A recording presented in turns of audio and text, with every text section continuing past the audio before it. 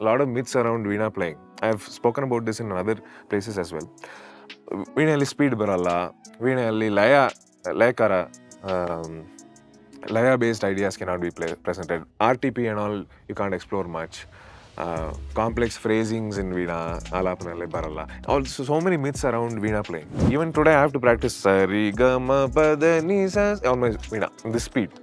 No exaggeration. Because that's when you can maintain that fluidity and solidity in your fingers. See, music is finally human.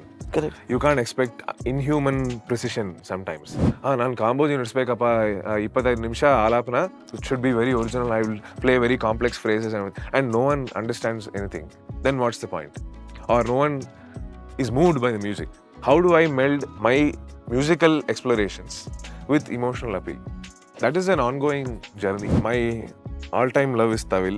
I'm the guy who goes to weddings and listens to Tamil and starts crying. Oh, really? So here I was very fortunate to have Shashwat Bhaiya to... Wow. He gave me a lot of freedom, which was very nice of him. And Aditya ji also was like, you feel free to do what you like. He had only told me that the piece is in either Tilak Kamod or Kamaj. And when I went to record, they had mentioned that it is a bittersweet scene. For a Veena feature, it is quite a modest amount of time. And that too for a hardcore commercial Bollywood film. Correct. It's very unusual. We recorded like the main Firse refrain.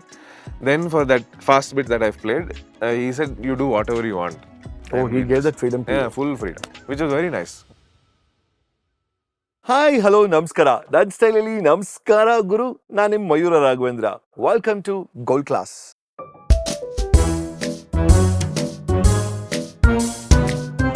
Gold Class with Mayuurra. ಇವತ್ತು ನನ್ನ show ಅಷ್ಟು ಕನ್ನಡ ಇರಲ್ಲ ಅಂತ ಹೇಳೋಣ ಅಂತ ಅನ್ಕೊಂಡಿದ್ದೆ. But ಯಾಕೋ ಇವತ್ತು ನನಗೆ ಒಂದು ಸರ್ಪ್ರೈಸ್ ಆಗ್ತಾ ಇದೆ. ಶುರುವಾಗಕ್ಕಿಂತ ಮುಂಚೆ I was not even aware that this guy can speak so fluent Kannada ಅಂತ ನನಗೆ ಗೊತ್ತಿರಲಿಲ್ಲ. ಸೊ ಹಾಗಾಗಿ ಕನ್ನಡನೂ ಇರುತ್ತೆ, ಜೊತೆಗೆ ಮಧ್ಯದಲ್ಲಿ ಇಂಗ್ಲೀಷು ಕೂಡ ಇರುತ್ತೆ. ಸೊ ಕೈಂಡ್ಲಿ ಅಡ್ಜಸ್ಟ್ ಮಾಡ್ಕೊಂಬಿಡಿ ಅಂತ ಹೇಳ್ತಾ, ಎಸ್, ಇವತ್ತು ನನ್ನ ಜೊತೆ ದ ಮೋಸ್ಟ್ ರೀಸೆಂಟ್ ಅನ್ನೋದಕ್ಕಿಂತ the most recent sensation from Durga to Dhurandhar. So I have the one and only phenomenon Ramana Balachandran on my show. Welcome to the show. Namaste. ಇಷ್ಟೆಲ್ಲ ಕನ್ನಡ ಬಂದ್ಬಿಟ್ರೆ ಇಲ್ಲ ಅಷ್ಟೇ ಫ್ಲೂಯೆಂಟ್ ಆಗಿ ಬರಲ್ಲ. I'll do habba actually. That's why I asked you which is your favorite raga ಅಂತ. So because I was ನಾನು D ಅಂತ ಲೆಕ್ಕಕ್ಕೆ ತಗೊಂಡು from Darbari to I was doing all this math. But Ashal, when you said Durga, like but you said Suryakanta. Yes.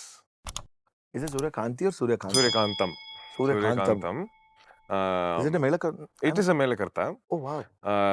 So it is one of the most, I mean, I can't really say this because most ragas, I feel, it is just a matter of how much time we spend with the ragam. And it gives us as much as possible. The more time we spend with it, the more it gives back, I feel. So Suryakantam, I was introduced to it through my father. Who's my guru also. So there's this beautiful interpretation of Muddu Momo anta ondu rachane ide, Tyagaraja Swami. Usually people sing it as Muddu Momo Elagu Chelangeno Muddu Momo. This is the usual gait. Balamulli sir, he has a version which is way slower. And I feel it's, personally, this is my opinion, it's more in line with the meaning and it brings out that a very poignant energy of Suryakantam more beautifully.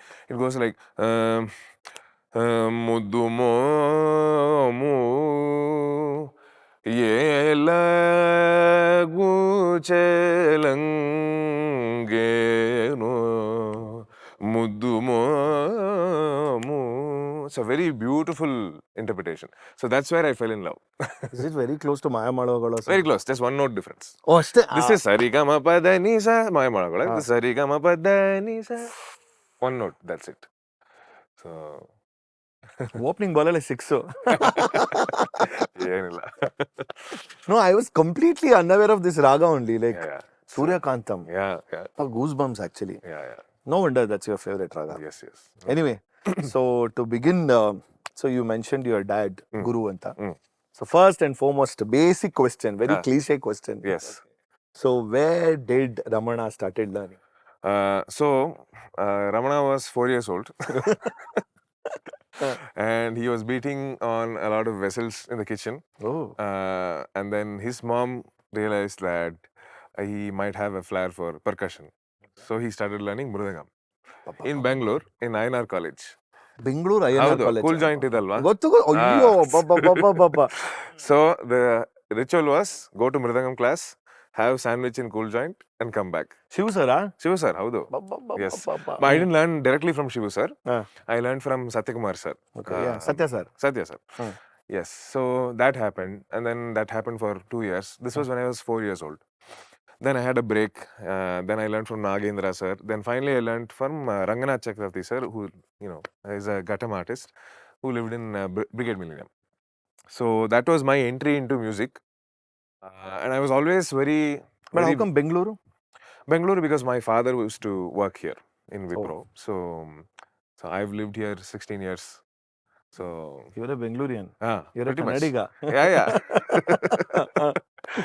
I need what's the correct pronunciation? Bedige or badige? For what?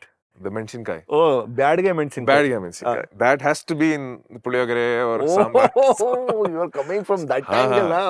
Okay. So anyway, that was the intro, and I was always very ಏನ್ ಹೇಳೋದು, like very physically moved and stirred by percussion and lime. And I used to obsess over the old masters in Mridangam, like Palakkad Raghu sir, Umayappuram Shivaram sir, Karagudimani sir, Trichy Shankaran sir, all the greats. So much that I was studying in Kumarans in Bangalore. So to the extent that I would have friends from Kumarans, when they come home, right, they would have no idea about Carnatic music and what mridangam is, nothing. But I will put on a video of Palakkad Raghu sir and make them make them ಎಷ್ಟು ಚೆನ್ನಾಗಿ ನುಡಿಸ್ತಾ ಇದ್ದಾರೆ ನೋಡು. They will be like, okay, what's happening now? So that was basically my introduction to music. And Appa would occasionally sing, but he was off music for a long while. He had his corporate job and he was very into that, and other interests took precedence. Amma was the one who was actively helping me out. She would learn the solukattus in mridangam because I wouldn't be able to read at the age of 4, right? So she would learn all the patas and then teach me vocally. So my memory was all oral. So but 4 only you started playing mridangam? Yeah. ಪಾಪ ಹೆಂಗದು ಮಗುವ ಕೂತ್ಕೊಂಡು ಹಿಂಗ್ ಆ ಮೃದಂಗ ಹಿಡ್ಕೊಳಕ್ ಹೆಂಗ್ ಸಾಧ್ಯ? Correct. So I used to go to Satya sir and ask him. So there's one stroke num on the white skin, and most kids will not get it with the ideal power because it's very hard. You need stronger fingers. It's very tender fingers, alva. So I used to ask Satya sir, when will I be able to play a num where it's audible? And so that was the level of obsession with mridangam at that age. But Veena was more like a serendipitous segue that happened in my life. So Amma used to play Veena, and she used to teach me basic vocal lessons. And when she was playing Sadinchane, I figured that she was playing one Sangati wrong. And I told her that you're doing it wrong. And then she was like, nush torso. And then I played a little bit of it, showed her how it might have to be done. And but how do you know seeing Amma? Seeing Amma, but I just felt like if you did this, you would get that. Something like an overall, idea of what needs to be done. So I told her, and she was surprised. And then she took me to her guru, Nagalakshmi ma'am, under whom I learned for 3 years. So Veena happened like that. And then it just consumed everything else. But then, in between this mridangam and Veena, where did the vocal came? It was happening parallelly. It was happening parallelly. Like till Geetams and everything, my Amma taught me, and then we used to learn bhajans and all that. But that was the extent of vocal learning, nothing more than that. No, but the whole overall ನೋಡಿದಾಗ actually ಈಗ ವೀಣೆ in fact ಆ ಒಂದು ನೋಟನ್ನ ನುಡಿಸೋದಕ್ಕೂ ಕೂಡ people will take so many years ಅಂತ ಹೇಳ್ತಾರೆ. Like It's a very hard instrument. it's very hard instrument. Yeah. Yeah, and first of all, Veena ನುಡಿಸಿರೋದವರು Durandhar ಬರ್ತೀನಿ. Most of the people they say the sitar wala baja diya na, bahut acha baja de. Then Ramana will be like, thank you. Oh, you saw that. Yeah, it's not sitar, it is Veena. Anyway, coming back, I think ಅಷ್ಟು hard instrument like you were 5, yeah? Sorry? When you were 5 years old or 6 years old? Veena. Veena. That was when I was 9. Oh, that. 9. But still. Still, it was. Still, early. it was way too. The thing with Veena is, see, all instruments are hard in their own ways. Correct. They're very difficult. See, one very primal difference between, say, learning violin and Veena Okay. is violin only because there are no frets. Yeah. So there's no way that you can know where you're going, visually. So if you listen to beginner violin students, it'll be quite bad. Because they can't even be in pitch. It's very hard to be in pitch because you have to locate the note. There's no visual cue for that. Whereas in Veena, you have frets. Yeah. So beginner students will sound okay. See, that's why I said hard is the first part of Veena learning might be easy. But when you want to go to the next level of detail of playing gamakas, developing technique, that's where it becomes really hard because it's physically very strenuous compared to a violin. And I've spoken to some violin friends, and to play the same, like even if I have to play sarigama padarija ridabamagariza, it's a very, very, very simple thing for a violinist to play. Like sarigama padarija ridabamagariza. But on the Veena, I need at least 10 minutes of warm up to play this to my satisfaction. So that is the level of physical strain that is involved. That's why it's very hard. But you know what? I mean, I don't know whether it is right or wrong. Anta. Yeah. I feel like Veena, the sounding is more closer to the vocals. Howda? I mean, this is a subjective topic because I know it is very subjective. Some people will say violin, some people will say Veena. I think the reason you feel that is there's this aspect of plucking, na? So when we say muddu mo, in violin you can't. I mean, you can obviously show it with discrete bows, but you probably feel that more when people. That's why you probably feel it to be. Andre sangatigalu, the kind of sangati gamakagalu, whatever. I don't know. Like after you were saying me, I think it is parallel running in my head. More sangatigal clarity is more towards in the playing of Veena. I've actually felt the closest sound-wise, closest instrument to voice, sarangi. I've been very moved by it's uncanny actually. It has this kind of on the gut-wrenching feel. Yeah. Like even one phrase, it just the sound of it itself makes you cry. So it's that kind of a sound. Never tried, I've never tried. I would love to. Which are the other instruments like other than? Ayyo, sakashide. My all-time love is Tawil. Okay. To the extent that tried your hands on it? I've tried my hands on it. And what do you feel about it? How what's your? I would definitely. I mean, the only thing is practicing Tawil is problem because you'll be a nuisance to all your neighbors. But I'm the guy who goes to weddings and listens to Tawil and starts crying. Oh, really? Yeah. Even recently, like 2 weeks back, I was in a cousin's wedding. And the Tawil person just played something very simple. But I just but also it depends on the player who's playing, right? It does. But sometimes even, not so, well-known players, when they play some solos, I lose it. It is something very special. To me, one small, like, what's your exposure to film music? I've listened to a lot of film music, the older songs. Okay. Current songs I may have not listened to much. So current looping film song is Over and Grace, for instance. Okay. No, to me, like, most of the classical musicians, they say, what kind of conversation are you making with Ramana? They should not say that, but still I'm trying. I'm taking that liberty. I have a lot of deep respect and love for film music. Film music. Very genuine. I'm not saying this just because I have to be, equanimous about this. No, this Kadalin film, right? I have not watched it, sorry. Okay. Rahman's was Kadalin, which is that... SPB sir. In that there is one small portion of Tawil which comes. Okay. Okay. And SPB sir himself has done Bharatanatyam dancing in that video also. Okay. You should watch that. Okay? I'll watch this. It's so funny, but yet the genius Rahman sir, what he has done this stuff, no? So that's why, like, for common audience, I'm trying to make it more. Yeah. My favorite Rahman sir song would be probably Udayadaya. Pah, Charukeshi. Yes. So then, how was meeting Rahman sir? I know it is so It was random. wonderful. See, he is one of those people who is so focused and means business, gets things done, just moves on, and you feel that sincere vibe hit you when you meet him. He's very one-pointed in many ways, and it happened quite serendipitously. So Sai Shravanam, I know. Sai Shravanam had been saying that you should meet Rahman sir, and then he just had called me one day and said, now he's free, do you want to come? I was anyway going to Chennai. So met him, and then after listening to me, he said, hey, come tomorrow 6 a.m. I'll record you. Oh, you sang or like you played? I sang and played. So he said, I'll record you, we'll do something. So that's how it happened. And the recording happened? It happened. We recorded 2 hours. I am not supposed to tell you more details, but No, you can tell. I'll ask my editor to edit. And you know what? He cleverly says, I think it was okay, so I let it. No, I mean, was it for a film or like? It was for a film. He didn't tell me the details actually, but he just said that we don't have any guarantee about what we'll use, where we'll use, all that we don't know.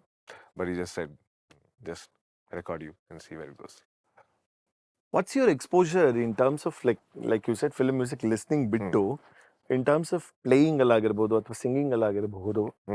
Like, did it happen at very early age, or like is it still happening, or like?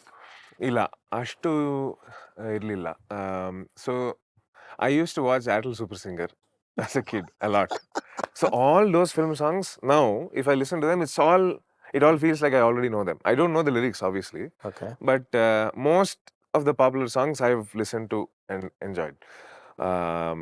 So I consciously stayed away from playing for films for a long while, because I just thought of it as a distraction in my growth, because I wanted to focus on some things, and I felt that this would eat into that time. So Durandhar is the first film I've technically played on. That conscious kind of distancing, I think I'm glad that I did that, because I really value the time that I get for my core interest area. Amazing. So I still keep it that way.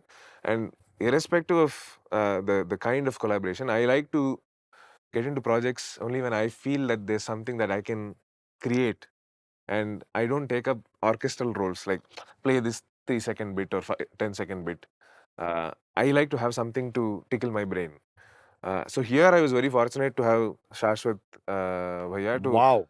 He gave me a lot of freedom, which was very nice of him. And Aditya ji also was like, you feel free to do what you like. How did that happen? I know, I'm sure you've said this in many interviews, but still for my audience. So Shashwat Bhaiya, I think, had been following me on Instagram through my videos and all that. So he had reached out through a common friend to check whether I would be available for Durandhar 2. And he had only told me that the piece is in either Tilak Kamod or Kamaj. Amazing. He had not given me any more details. And when I went to record, they had mentioned that it is a bittersweet scene. It's neither sad, neither happy, nor happy. And so they just wanted me to keep that emotion in mind and play. And the refrain we recorded, like the main Firse refrain. Then for that fast bit that I've played, he said, you do whatever you want. Oh, he gave that freedom to you. Yeah, full freedom, which was very nice film. So we recorded many iterations, many versions, and finally we froze on this. But that was quite long, right? Which quite long in the sense. For a Veena feature, for a it Veena is quite a modest amount of time. And that too for a hardcore commercial Bollywood film. Correct. It's very unusual. Very. So that was very nice. And I think it's a nice, happy moment for Veena also, because to be featured in mainstream cinema with ample time given for it to flower, that was a very nice thing. And you know what happened actually? Yeah. I had already seen your post that you have already collaborated with Shashwat and Arohy. So it was already running in my mind, like, okay, where he would have done. And I knew somewhere, I had a feeling, if you have played means your playing would be very predominantly heard also. I knew that. Okay. So from beginning till, or did you play in between by any chance? No, so they had tentatively mentioned that we might use it in the beginning, maybe in the middle for some backgrounds, but definitely at the end.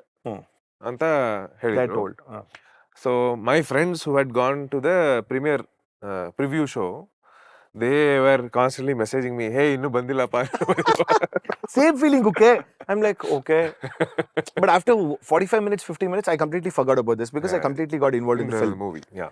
So then I'm like, okay. Then I completely forgot. Yeah. Post interval though, with all the ups and downs, or Yeah. like with all the elevations, what's were happening in the film.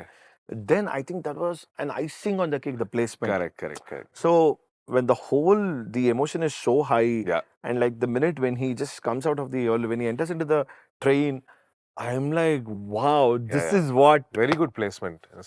So beautifully done. And even the arrangements and the overall design that Shashwat Bhaiya has done, very beautifully and very evocatively done. The emotional appeal is peaking. But don't you think so? It's very good to see, because so many instrumentalists or so many people would have played so many instruments for films, but the kind of recognition what you got, especially the kind of spot what you got, like after that, so many people, the kind of Instagram reels which started flooding. Very lucky. And so many people, they did their own cover versions. So I was like, it's very rare, man. But see, that clearly shows that whatever you do, like the kind of conversation what we have been doing, you said, whatever I play, I should have that.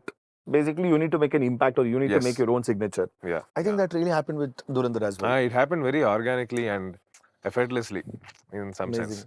And very thankful to the whole team and everyone involved. And both Aditya sir and Shashwatana were so sweet. Very Very homely, cool, huh? very chill people. Very chill people, and didn't make you feel off at any point. The recording happened at his house only. His house Aditya only. sir's house. So they had made a makeshift studio, and he was very inviting, just like how we both are talking. Very simple, no real air about himself. Truly humble person.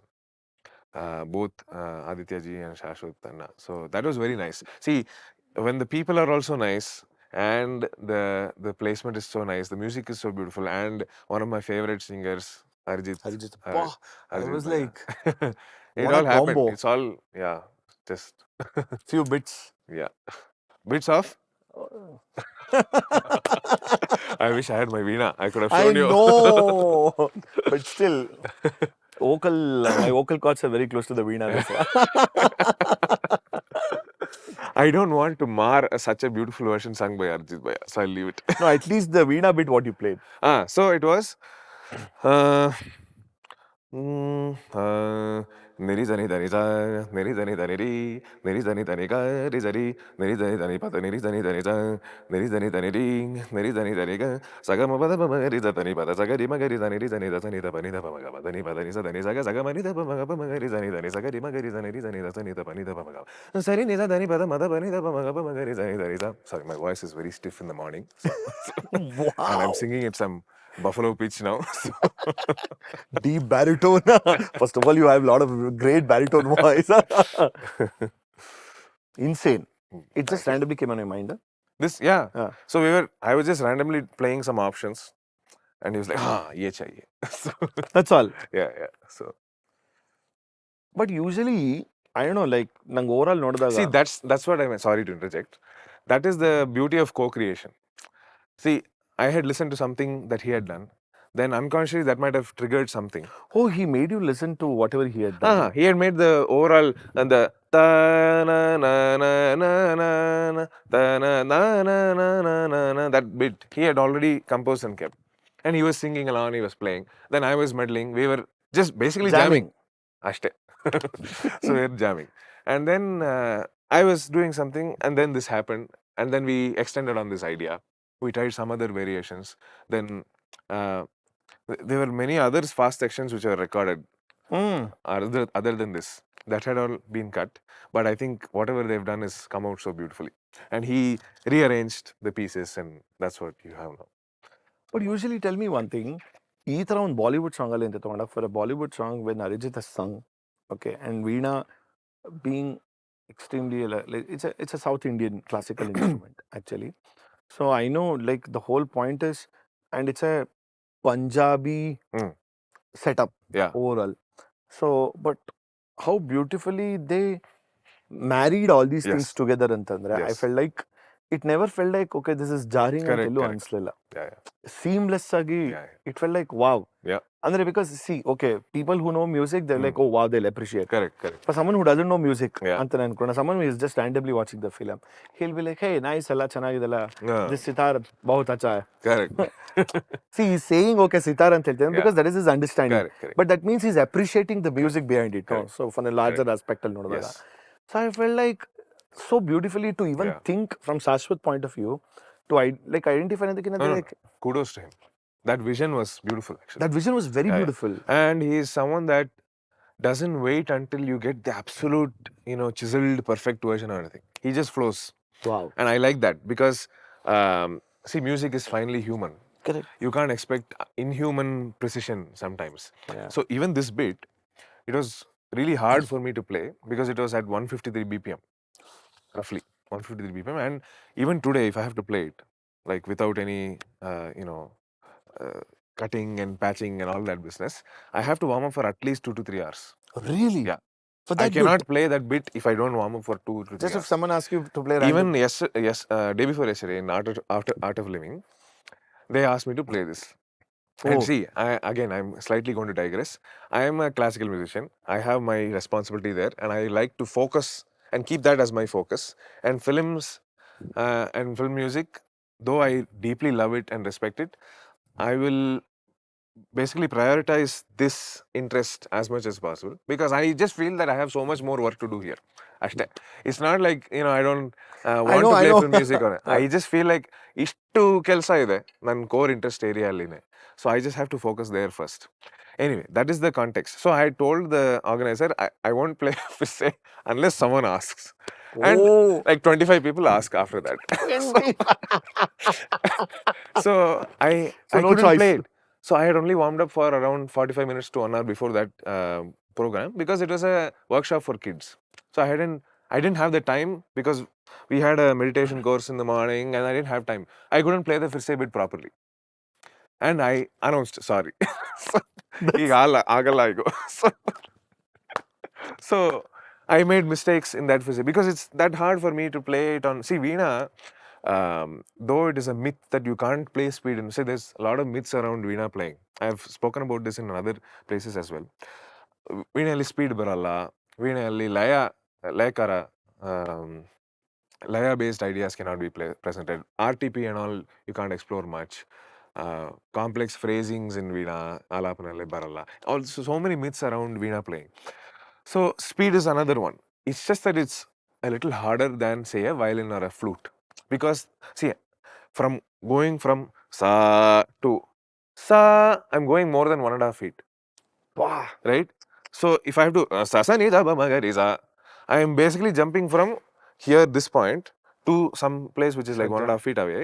Sa sa in like under half a second. So My God. that makes it really hard for playing these kind of things. So that's where when we did the Durandhar bit, we did multiple takes until I was satisfied with the sound. We didn't stop. So you mean to say you would have at least done some 2-3 hours of just warm up session before that? Yes, yeah. The whole recording lasted for 5.5 hours. Yappa. So 9 to 2:30 a.m. So You mean to say just for the understanding of the instrument, so like you just get up and you just wake up and you say I need to play ಅಂತ Yeah. ಅನ್ಕೊಂಡ್ರೆ like whatever 153 BPM you said direct ಆಗಿ ತಗೊಂಡು ನಾನು if I want to play you cannot, right? No. You need that. I'm waiting for the day where I can. No, but are there any musicians who can do it like that instantly? I don't know. I'm not sure. I think that applies. Patri Satish Kumar sir. We were just having a fun conversation when we were touring in the US. He was like, sir, someone asked him, sir, what superpower do you want? I said, I want to fly. He said, I want a superpower where I don't have to warm up. Oh God. Ananta Such a Anna, good statement. you know Ananta Of course. Krishna. He's, I mean, these are all people that have taken their art to a whole new level already. They are legends and they've made history. Ananta Anna, I was asking him about how he has to maintain his fingers and all that. And he is someone that practices even today. Like, if he gets 15 minutes of buffer time somewhere, he'll go and sit with his mother. That is the level of dedication that these people have, right? Anantana is especially someone who will get kind of irate if he doesn't practice for even one day. So he is that into practicing. We'll and, be having guilty over there. so I was asking him, and he said if he also has to do work to keep the rust away. And he was saying, can you believe that? I mean, it's very very normal for musicians to do this. I'm not saying this as though it is some very special thing, but when you see someone actually living that, it's so inspiring. He has to practice stuff like ta kita kita taka digu tari kita, which is like a very very very slow speed, which you might think that someone like Ananta Anna is beyond. Ayo, Avara legend, why should he practice this slow? But even today I have to practice Sari Gama Pada Ni Sa on my Veena, this speed. No exaggeration. Because that's when you can maintain that fluidity and solidity in your fingers. And that is the maintenance work that you have to do. That's where it's mechanical. And that mechanical practice is what has set apart masters from everyone else. So you mean to say all the masters, even today they do the mechanical? Absolutely. Absolutely. Patri sir was the first thing that he was sharing in a workshop for kids. It's like kita taka, kita taka, kita taka. And people will think, oh, why is this so boring? This is a mundane syllabus. Why should we practice kita taka? Kita taka is such a simple. But that's where the magic is. You take any great master who's taken the instrumental virtuosity to a new level, they would have done this. Palgad Maniyer has known to be, he will take one phrase and do it for a few hours. See, that's where this aspect of repetition, japatara, alle the siddhi ide. So, but everyone wants to directly jump onto either that's the problem. Mohara Muktaya or like yes. Yeah. Like they say no, and they take their daughters or kids to the Sangeeta gurus and they say, my daughter wants to participate in reality. Yeah. So a reality show, can you please teach us some Kirtana? Yeah. It's like that can never happen, right? See, that is the thing. I think today, as much as social media has helped us grow so much, has helped us make connections, has helped us have so many beautiful friends.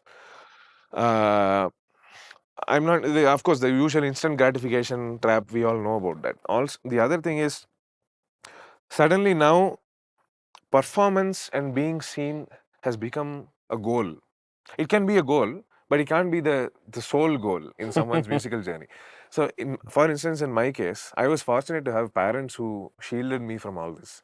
Appa, even today, he would tell me, if no one calls you for a concert for 15 years, you shut up and work at home. You have enough to work on music, and there's an ocean of work ahead. So, music deepening when it becomes the focus, it's a very satisfying thing also. But you know what, actually, before our show started, you just made a point. You said, I choose my concerts today. Yeah. And then you realized it, not... I filter. You filter. Yeah. Like, it's not like out of arrogance or something. Yeah, of course. It's like you said, I filter, I know. Yes. Anta. But the point is, as a musician, like usually, okay, there are two aspects to it. I'm here to serve the people, or I'm here to entertain the people. Correct. So I've got this, like whatever, Sukrata, Purva Janmada Sukrata, so that I need to give it to the audience more and more. Anno one aspect idre. Innond kade, I feel like, is it, first of all, classical music is where it is a kind of an art. It's not like money making. Yes. Can be quite introspective. Yeah, exactly.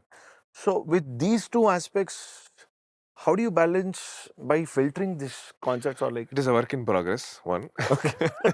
And that balance of, see, how much do you want to play for yourself? Okay. And how much do you want to, see, even the topic of whether I want to play film music or not, it's all very related. See, when I'm performing, or when anyone is performing, we are all show-offs, right? Very so bluntly beautifully said. Okay, we are all show-offs. And we have to come to terms with that. See, if you don't want to impress people, why are we on stage? Correct. We can do it at home, we can do it anywhere else. So, when you have responsibility to impress, might as well do it well. You think, okay, what should I do to make sure that I have a better impact or engagement with the audience? That is something I definitely think about, and I should think about. At the same time, I have some principles, I have some values, I have some musical values which I will not compromise. even if I know, if I compromise, I might get better engagement, right? So today, if I decide, I will only play songs like Korean Rumillai, Jagadodarana. See, these are all genius songs, by the way. I'm not. Of course, I These are know. all amazing songs. I know. I'm not saying. I'm just talking about popularity. You mean to say the reachable, yeah. If I choose just those songs, I might get more crowds. I might get more applause. More virality. Or I might, if I do some gimmicks on the Veena, let's say I go or something like whatever. It can be some very catchy, flashy stuff. It might give me more engagement with the audience. But those come in the way of my musical values. I have made some choices. I don't want to do those things. I want to explore ragams in an original way, hopefully, and attempt that at least. I want to see if I can stretch myself when exploring Layam. I want to see if I can stretch myself when exploring instrumental aspects. I want to see if I can play the same Kamboji in 3 different ways in 3 different concerts. Beautiful. I want to see if I can create a new Pallavi every concert. Beautiful. I mean, just giving you some very simple examples. So, whenever these choices come in the way of my values, musical values, I will not do it. But that's where the balance is. How much do I play for myself? Because if I keep saying, ನಾನು ಕಾಂಬೋಜಿ ನುಡಿಸ್ಬೇಕಪ್ಪ 25 ನಿಮಿಷ ಆಲಾಪನ, it should be very original, I will play very complex phrases and no one understands anything, then what's the point? Or no one is moved by the music. How do I meld my musical explorations with emotional appeal? That is an ongoing journey. ನಂಗೆ 2 things ತಲೆಗೆ ಬರ್ತಿದೆ. I want one answer from you. Very recently, I asked one question to one of my classical musician friend. Okay. And he said, I know what you're saying is wrong, but I don't have an answer to argue with you. Because he was stuck. I asked him, why don't you play film music? His answer was, most of the classical musicians, they say, see, I don't want to copy someone's art or someone's phrases, okay? I need to be creative in my own space. So, I'm a classical musician, and creativity, I can create and everything. I said, fair enough, because it's already someone else has performed the piece or whatever. I don't need to just copy because because someone else can do it. So I need to do this. My point is, when they play in Carnatic or any Hindustani, whatever, there are so many korvais, there are so many Kruthis. They're going to take from the yesteryear renowned legends. They're already kind of copying, is what you're saying. Yeah. Very right point. See, rather than, even in classical music, it is impossible. So when I say original and all, I say it with quotes because it is impossible for any musician to stand really outrageously originally. Because we are always going to stand on these people's shoulders. Hundreds of musicians have contributed so legendarily, if I can say that word. So in that sense, you are not really doing something outrageously. See, but maybe what your friend might have meant is that there is lesser scope for people who have been classical musicians in films for being creative, because the roles that we get in films generally are very short and sometimes even in the background. See, Durandhar like instrumental roles are very rare. Very rare. I'm very grateful for that. It is one in crores. Correct. Alva. So that's probably why he feels, or he or she feels that thing. See, that's why even my hesitation comes when you know that you can't really explore something like the way you would have if you were doing a classical role or whatever. It need even be a classical role. I'll take that back. See, I am all for exploration. I don't even care about this classical, Carnatic, Hindustani labels at some point. While I'm playing Kamboji or while I'm playing any raga for that matter, if I'm doing something which slightly goes away from the label of what is Carnatic at times, like a small 3-second, 5-second segue, I won't mind. If I'm really moved by that, I will play it. I will not say, "Ayyo, idu Carnatic illa," so I'll not play. That is music, and if it moves me, I will play it. That's all. And of course, when you're playing a Carnatic concert, you want proportions. That's where you have to be careful. So, let's say, I'll give you an example. Let's say someone calls me for a movie role, for a music role, and it is not really. You're planning to act as well? You get what I'm saying? So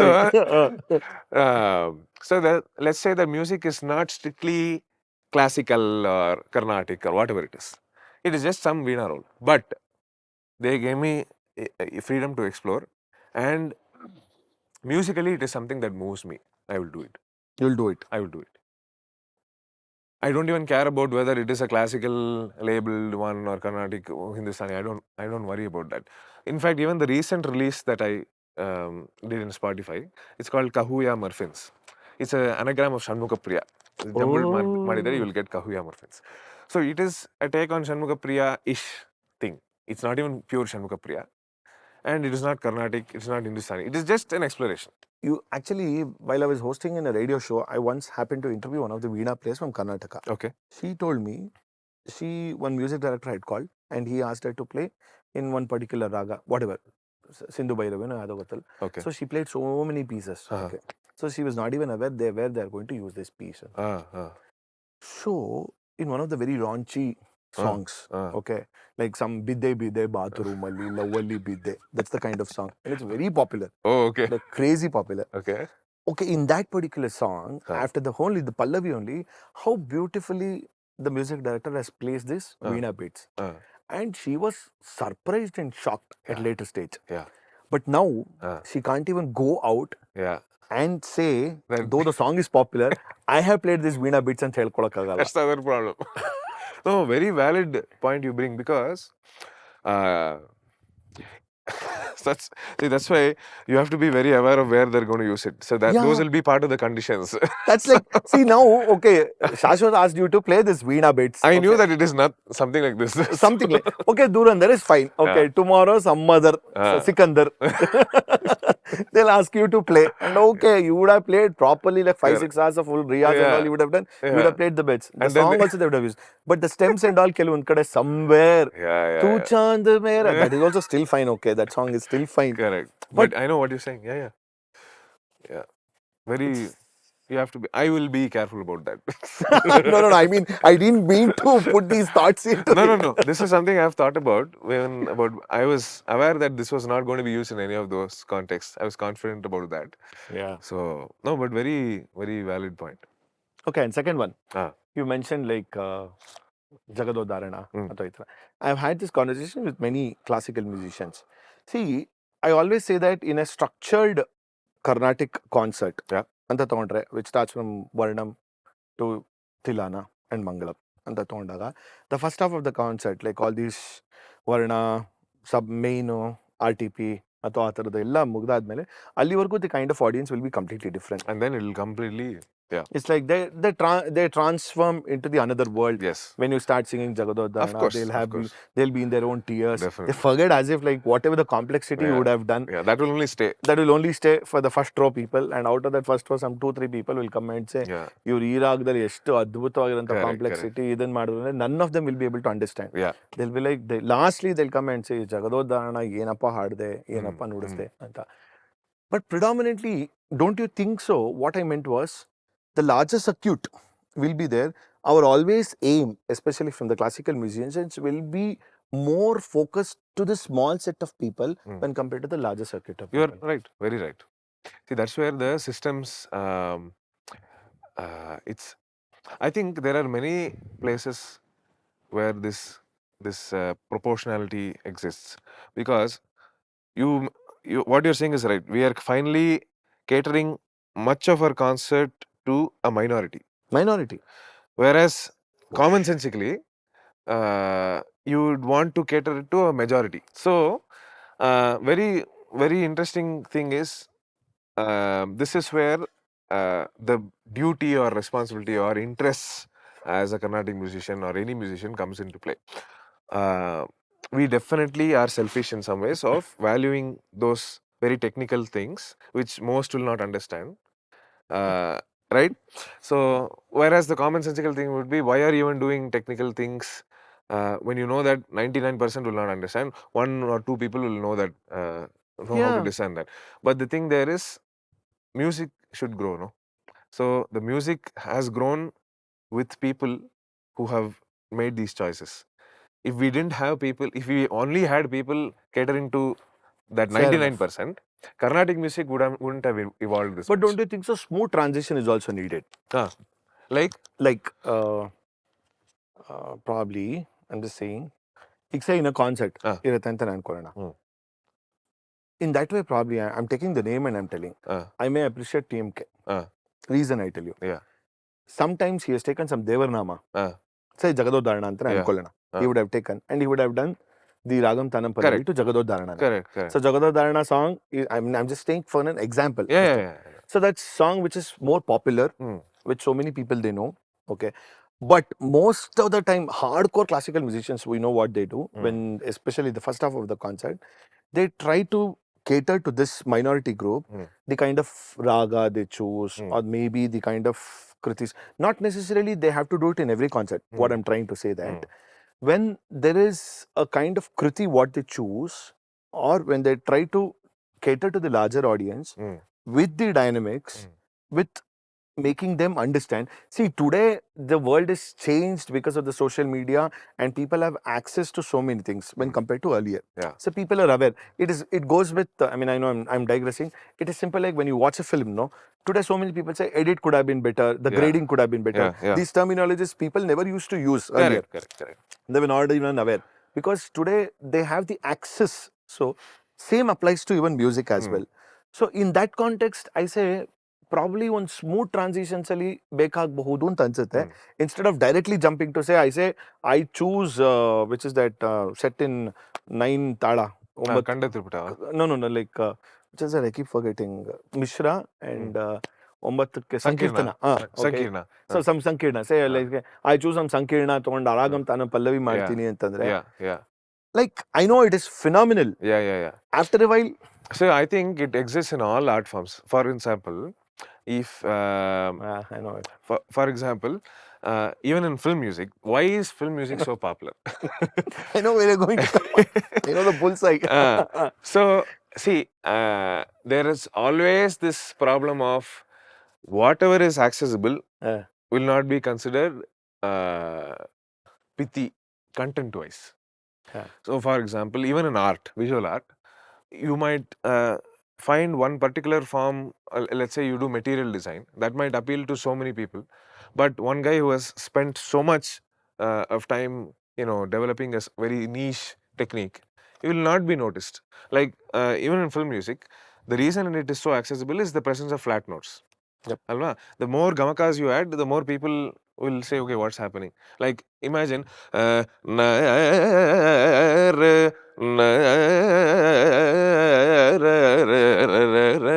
Danyasi hardware. Now if I sing which will be more accessible? Obviously Desh, right? Because there are more flat notes. So it is impossible for what is considered content in any art form to have maximum access. It will not reach the masses. That we have to come to terms with that. But it is our responsibility to see how much we can increase the reach. See, Carnatic musically, Hindustani, there's so much richness, so much beauty we all know. We know that most will also not notice it. But I think it is our duty as musicians to at least tell the public or tell the masses that, okay, there's so much beauty here. You may want to notice it. That's where education comes in. So I could maybe, before what I say a Pallavi, I could maybe take 5 minutes and say, so I'm going this, I'm doing this here. Notice what I'm going to do here. Some things like that. So these are some, ways to increase the reach. But it will never have the reach of film music. No, but actually that's a very good point what you said. See, in that case, I really appreciate few music directors who have done. Like, for example, have you watched a Tamil film called Onion? Yes. I've quoted this in many shows as well. Yeah, I watched Onion. Like in that, there is one song, okay. Before that, how beautifully he is, like, there is a setup or there is a scene wherein all in Tyagaraja Aradhane nadita irutte. Yeah. So Udgon Jagadananda Karaka Nata Raga, they'll be singing. From there, he just spooks into Ayangaru Veeta. So those are all ways to invite people to Carnatic. And even this Durandhar, I see it like that. Correct. People now, so many people have said, oh, I've restarted learning Veena. Now I want to learn Carnatic music. I want to learn classical. It's such a beautiful feeling. Amazing. So I see these as ways to do that also, to invite people. See, there's such a beautiful system with so much evolution here. Take a look at this also. You take a look at pop music, fine. Take a look at this also. That's what I would like to use this medium to. But what's your usual, other than Carnatic music, what's your usual go-to music and the genre? Hindustani music. Okay, other than classical music. Other than classical music, should I exclude ghazals? Yeah, pretty much ghazals. Okay, all. ghazals. Okay, It's like ghazals a bit rare. Sister Concentra. Well, I've looped some songs of Jacob Collier. See? Then I've looped Bach, classical Wow. western. Then what else? I've looped some film songs. I'll tell you some recent favorites. Orangarez, I told you. Amazing. Then Agnipathali ಒಂದು ಓಸಯ್ಯ Oh. Ajayatul. So, Abhi mujhe. That? no. This is that. No. I know that. Osaya, I know. Osaya. Then Your choice of music director, so I'm getting an idea now. then I was looping Kun Faya Kun. Then Usure Pogude, have you listened? Of course. A R Rahaman sir. Then some old film songs. M.S. Viswanathan sir. Those are some brilliant. See, when you talked about smooth transitions, that is like one of the greatest examples of how someone can cater to musician brains while catering to masses. See, there have been some people who have shown beautiful examples. Then சின்னஞ்சிறிய வண்ண பறவை இன்னிசை சொல்லுதம்மா அது இன்னிந்த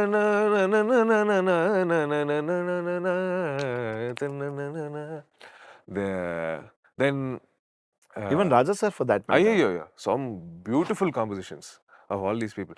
Like in Carnatic music, there have been people who have showed that emotion can coexist with musical sophistication.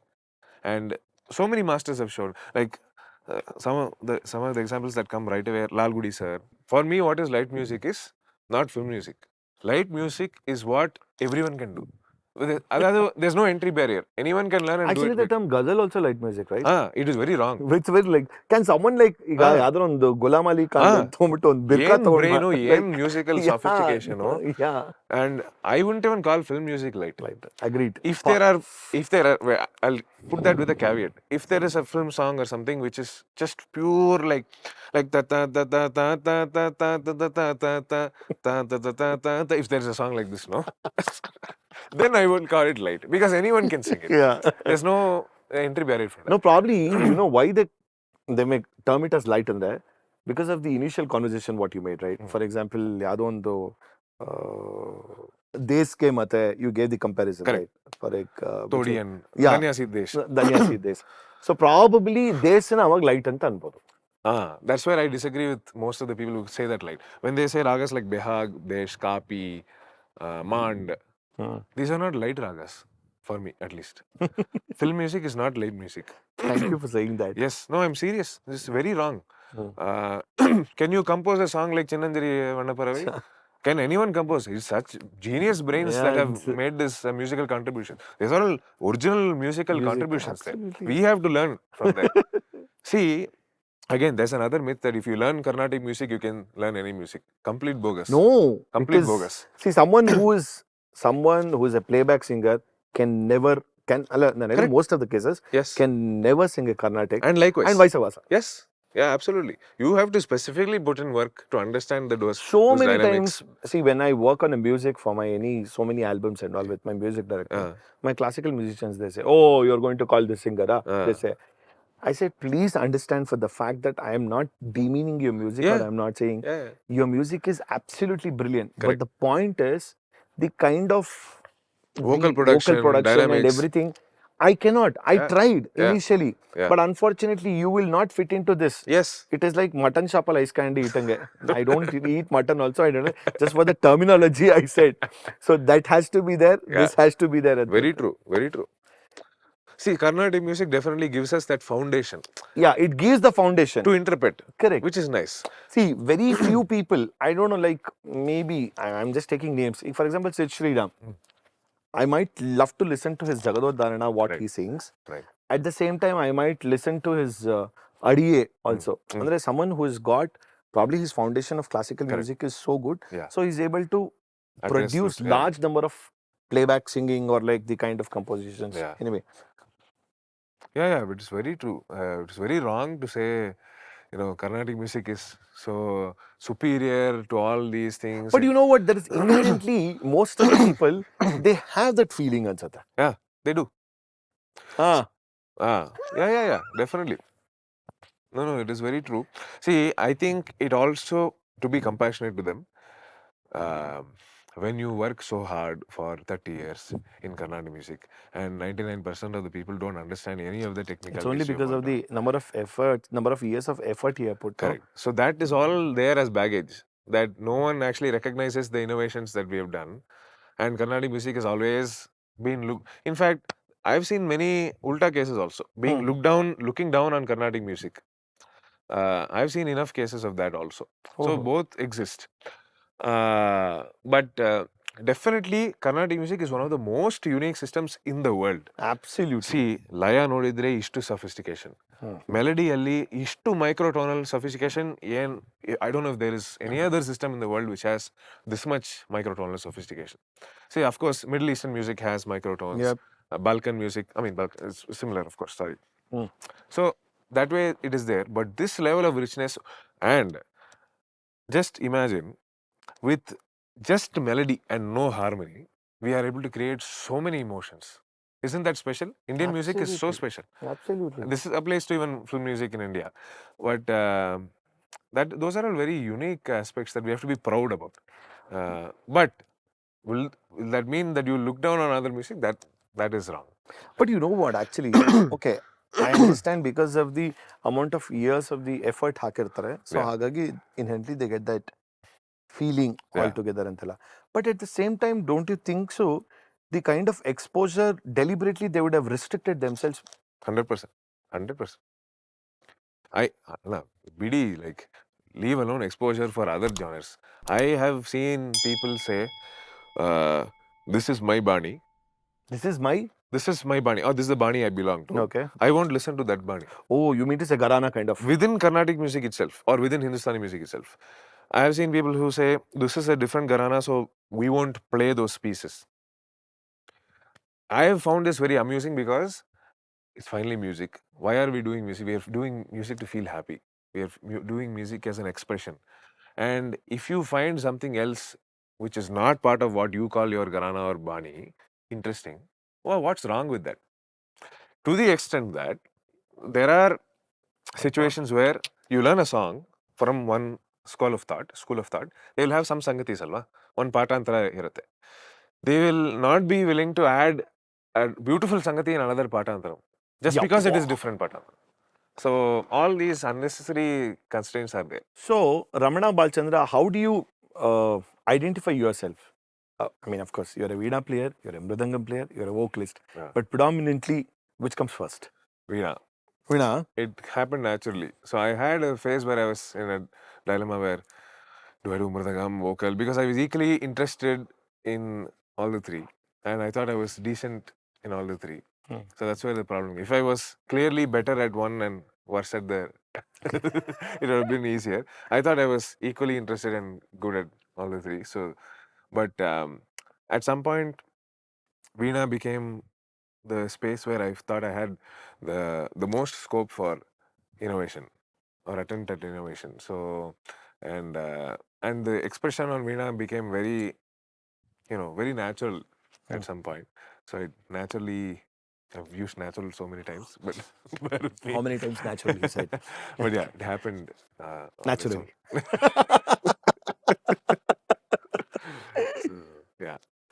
But do you practice all the three? Like I do. Mridangam very rarely now. I don't practice that much, but it's like a constant thing wherever I walk and everything. I keep testing solikatus, making the do you play? Do you perform concerts? Yes. Accompanying I and used all? to. Yeah, I used to. Used to. I used to. I stopped because of the focus shift, and also too much Mridangam practice hurts the fingers for Veena. So for Veena, you need the fingers to be very nimble and soft. So that becomes a problem after some. But 1 to 2 hours is not a big problem. But if you want to be a professional Mridangist, you need much more than that. So Yeah. Adhikoskara I had to stop. And Vocal I practice almost daily. And I've seen you perform together also. Like you Yes, play. I sing along and sing in my concerts intermittently also. And I've always been fascinated about voice culture, voice production, um, sound, anything sound. So I like to work on my voice, and I do work on my voice. But with And, all these things off it, how did you got into photography? photography I've been into since some years actually. Oh really? Yeah. I used to spend time, framing. I love color grading. So I use one of my favorite pastimes is to take one of my old photos and spend like 30 minutes color grading and trying 30 different minutes. grades. Yeah. Flight, flights only. Then I love taking breaks like that. One of my favorite I think my pastimes. understanding is you're like someone who goes into deep with whatever. I like to. No? My father is like that. Oh really? My father is ultra. Full micro lens zoom If he chooses something, 16 hours per day. 16 hours. Yeah. No kidding. So he's like that.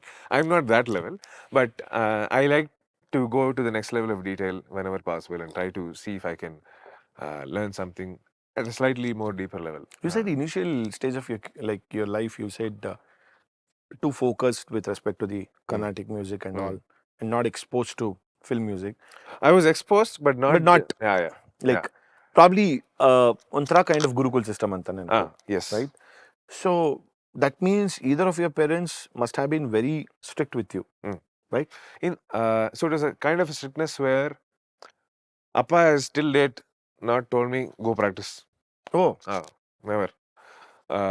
He would always make me understand the benefits of having a good work ethic or whatever, but never enforced it too much. but what I really like his approach. He said he manages you, right? I said I think is one of the best managers I've ever spoken. 100%. I don't have to think about financials, agli, logistics, agli, everything he takes care, Papa. And he is someone that does not like to just make blanket or black and white motherhood statements. Or he likes to go into the details a little bit and explain to when we make a choice. Let's say even for a budget, or let's say when refusing concerts, it's not like saying, oh, Nangagala, I'll not come. He will always take the time to explain why we have taken this choice at this point of time. So he's like that. So I've had some hobbies intermittently, like origami, magic, photography. Also, I love snakes, so I got into that. Let's not talk about it. Go ahead. 4 years ago. Really? So even now the interest is. Of course, I have a. Okay, so ಆಮೇಲೆ ಅಷ್ಟು ಭಯ ನನಗೆ. I don't even watch it on TV. Oh, that level. In a film also when it comes, no. You close your eyes. I'll be like, I just close my eyes. In Kantara, I wanted to see Rishabh when he gets onto the Shiva avatar, no? I'm like, okay, they're going ba, ba, ba, ba. I'm like, okay, I'm seeing my mobile phone like this. Then I'm asking my friend, Aita. They're like, Aito, kanbido, anta they say. Anyway. So I'm into that also. Wow. Yeah, these are some of the things that Mane Devru yadaru Subramanya, Murugan. I love Subramanya. One of my Shreyas. Mane Devru kuda Gati Subramanya. Oh, okay. Yeah. Okay. So, because I used to get a lot of dreams. With snakes? Snakes. So it's like, not like it has attacked me or something like that. But when I see it only, I get so. That phobia is there. Scared and I scream and I get up. Oh. So that used to be the pattern. Okay. So like if I scream so loudly, and even the neighbors could hear. To that loud. Oh, wow. So then my mom like, okay, ivattu banta. So then someone said, go and do all this sarpa samskara. I did. So then we met someone. They said, you shouldn't have done. They said, it's so auspicious if you get snakes in your dreams. I said, what are you saying? I said, I never write any scene with a snake. I cannot even imagine. The longest ever conversation I have done about snakes is with Sudhir Shivram. Because wildlife photographer, while he was doing. Am I competing with that now? No, I think almost. If we continue further, you will be the second person I'm going to have the longest. I can extend it to 1 hour. Ana, beat put ana. So, but Sudhir, unfortunately, he had to. The way he was narrating his encounters and all, no, I'm like, you know what? Like I told him, I'm a filmmaker. So whenever I have the conversation with anyone, no, automatically my mind starts visualizing. Correct. Like if you say Yeah, Ramana, yeah. I'm playing Veena, and I'm like, You'll okay, I'll be think of a visualizing. image. And any human will do that. Yeah. But when he was narrating me, that was the greatest challenge for me To not because I'm listening to him, but I'm imagining some other god Yeah. or some other thing, so that totally contrast to it. I think anyway, I don't want to do it. So where were we? So we were at photography. Photography. Okay. So yeah. So whenever I watch a film, I like to see, okay, how do have they color graded this scene? What is the kind of lighting they might have used? Oh. So I love doing that. How would have they, so the camera movements there. So I love observing all that. So Not worked in any film set. Huh? sorry? Not worked in any film set. Illa. I would love to see how. If I was not a musician, maybe I would have done either that or been an animator at Pixar. Anyway, post our show, I have something which I need to discuss with Ramana. Okay. I'll do it. So, how do you usually approach to any ragas while you perform? Or basically, what's your approach to any raga? First, I listen to as many versions of that raga as possible. As many musicians that have explored it, as many kritis that have been composed in that, different versions of that kritis. Then gather all those sangatis, and at least mentally, and then construct a library of those phrases. So that's the first step. Especially in ragas which have a lot of compositions and have been explored by many musicians, it is almost like a duty for us to look at what has been done. And I don't even think I've done it exhaustively. I know musicians have listened to way more music than I have modest. Illa, truth. So that is the first step. Then you sit and see, okay, now I have this framework. How do I express myself in this framework, and how do I create phrases by my own? So new phrases, okay, new with quotes. Right. You know the whole context. So that's where it takes hours and hours of work. So if I have to play like a say 20-minute alapana on stage, I should have worked on the ragam for at least 10 hours or more. 10 hours is a very small number, but you get the bare minimum. Bare minimum. So that is the next step. That's where you see, okay, you take a range of notes. This is one simple method to practice. Range of notes in that raga. How can I explore that raga for 5 minutes in that range? Let's say ga to da. Ashte. No sari and just ga to da. Ga to da. Can I explore 5 minutes? Gamapada. Gamapada ali, can I explore 5 minutes of phrases? But still sound like that ragam. These kind of practices. Then you say, I want to create this kind of fast phrase which has jumps. Something like this. How many instances of jumped fast phrases can I create in this ragam? Very specific practices like that. So that means Balmudi sir is a genius when he did like of course. 3 notes. Ragams and all that. No, like I mean like. See, the amazing thing with Balmudi sir, because you mentioned 3 note, there's one 3 note ragam called Sarvashri. Uma Sutam Nama Exactly. Me.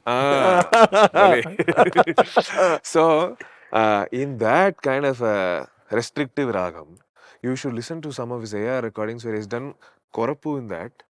Then he's sung Sarvalogus from in that. So, he will do stuff like Uma Sutam Namami for the Swaram part. Ma pa sa sa sa ma pa sa sa pa pa ma sa pa ma sa sa pa ma sa pa ma sa Uma Sutam, what, something like that. Some more, no? Actually, since but still on chura, my greedy ears. Mama manasa sthitam Uma Sutam namami. Sama pa ma Uma Sutam sama pa ma pa sa sama pa ma pa sa ma sa pa ma pa ma Uma Sutam. Then Balamani sir, sa pa ma sa pa ma sa pa ma Uma Sutam. Crazy. Yeah, he is. Sorry, I digressed with. Yeah, Balamani sir is prone to being a digression for many of us. You were talking about your approach to the ragas. Correct. So that is that works. That is the work that takes a long time, and Alapana is, personally, I've found that to be the hardest aspect in a performance. I know it's a very Because there's some abstraction in it. It's not, yeah. because there's no anchor like a rhythmic canvas Yes. to kind of, lean on. It is harder to make it engaging with the audience. See, if you play Sarvalagu, Mm. that grooviness you will immediately relate to. Mm. Ga ma ga ma ri ga ni sa ri ma ga ri sa ma ga. Ante you will immediately relate to that rhythm. You will vibe to it. But it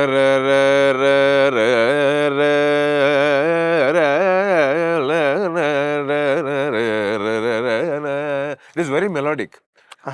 And but when you are going on an explorative mode, it is harder to make it engaging in an alapana, is what I feel.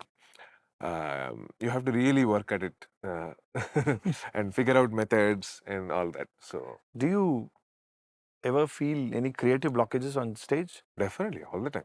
How do you So overcome? I have some tools to come out of those things, or try to come out of those things. What are those? See, sometimes what happens is there are many variables which will create these blocks. One can be even sound. Very I simple. think that's very common. Very common. So sound ಚೆನ್ನಾಗಿಲ್ಲ ಅಂದ್ರೆ it is highly prone to affecting your overall musical mindset. So there you just have to focus on your sound of the instrument and try to see if you can. The problem with Veena is acoustic volume ತುಂಬಾ ಸಣ್ಣ. Ooh. So it is very feeble. Voice andre I can feel it in my body. ಅಲ್ವಾ? You can have in-ears, huh? I don't like to have in-ears. That is my problem. That is, I should have in-ears. Okay. Many people have suggested that. So, creative blocks bandre, one thing is to just take a pause and just feel the tanpura harmonizing and just enjoy the sa, right? Or maybe just hold a note in a ragam on the veena and as in tune as possible, and just enjoy that silence or pause. That is one way to try to come out of that. Sometimes what I do is I will do something unnatural to myself to put myself in like a very vulnerable spot. So let's Okay. say I'm playing like this and I'm usually like this and the maximum mannerisms I'm doing. So I will suddenly look like this, look at that direction, because that is very unnatural to me. That will basically, have something come up inside, and it'll come up and how do I say it? I'm struggling for words. Your sense of existence or ego, even small self, will kind of show up immediately. And then you're suddenly so much aware of yourself, so much more aware of yourself, because you have snapped out of a habit, right? So snapping out of a habit sometimes helps you to pick yourself up and see, okay, what's happening? Take a bigger picture look. Take a step back and... Oh yeah, I can so relate it actually. Right? So suddenly if I look at the camera now I'm suddenly more present, because this has been habituated in the last 1.5 hours. No, I do that. If I'm sitting in a very comfortable position, if I just zone out, instantly I change my position and I get back to that. Same thing, exactly. So that is something that I try to do. So you have given to your audience now, no? So any of your fans or any of Now your they'll be regular like, set of audience, they'll when be is like, he? oh, Ramana is zoned out. He's coming. So Nice. another method is to watch the breath. Okay. And sometimes, see, when you want to be creative, when you have this sankalpa to be creative, sometimes what happens is you might fall into the trap of doing complexity for its sake, complexity for complexity's sake. I know. It is the epitome of doing selfish stuff on stage. Because you have deprioritized emotion and you are carried away by technical sophistication. And that's the adrenaline, I guess.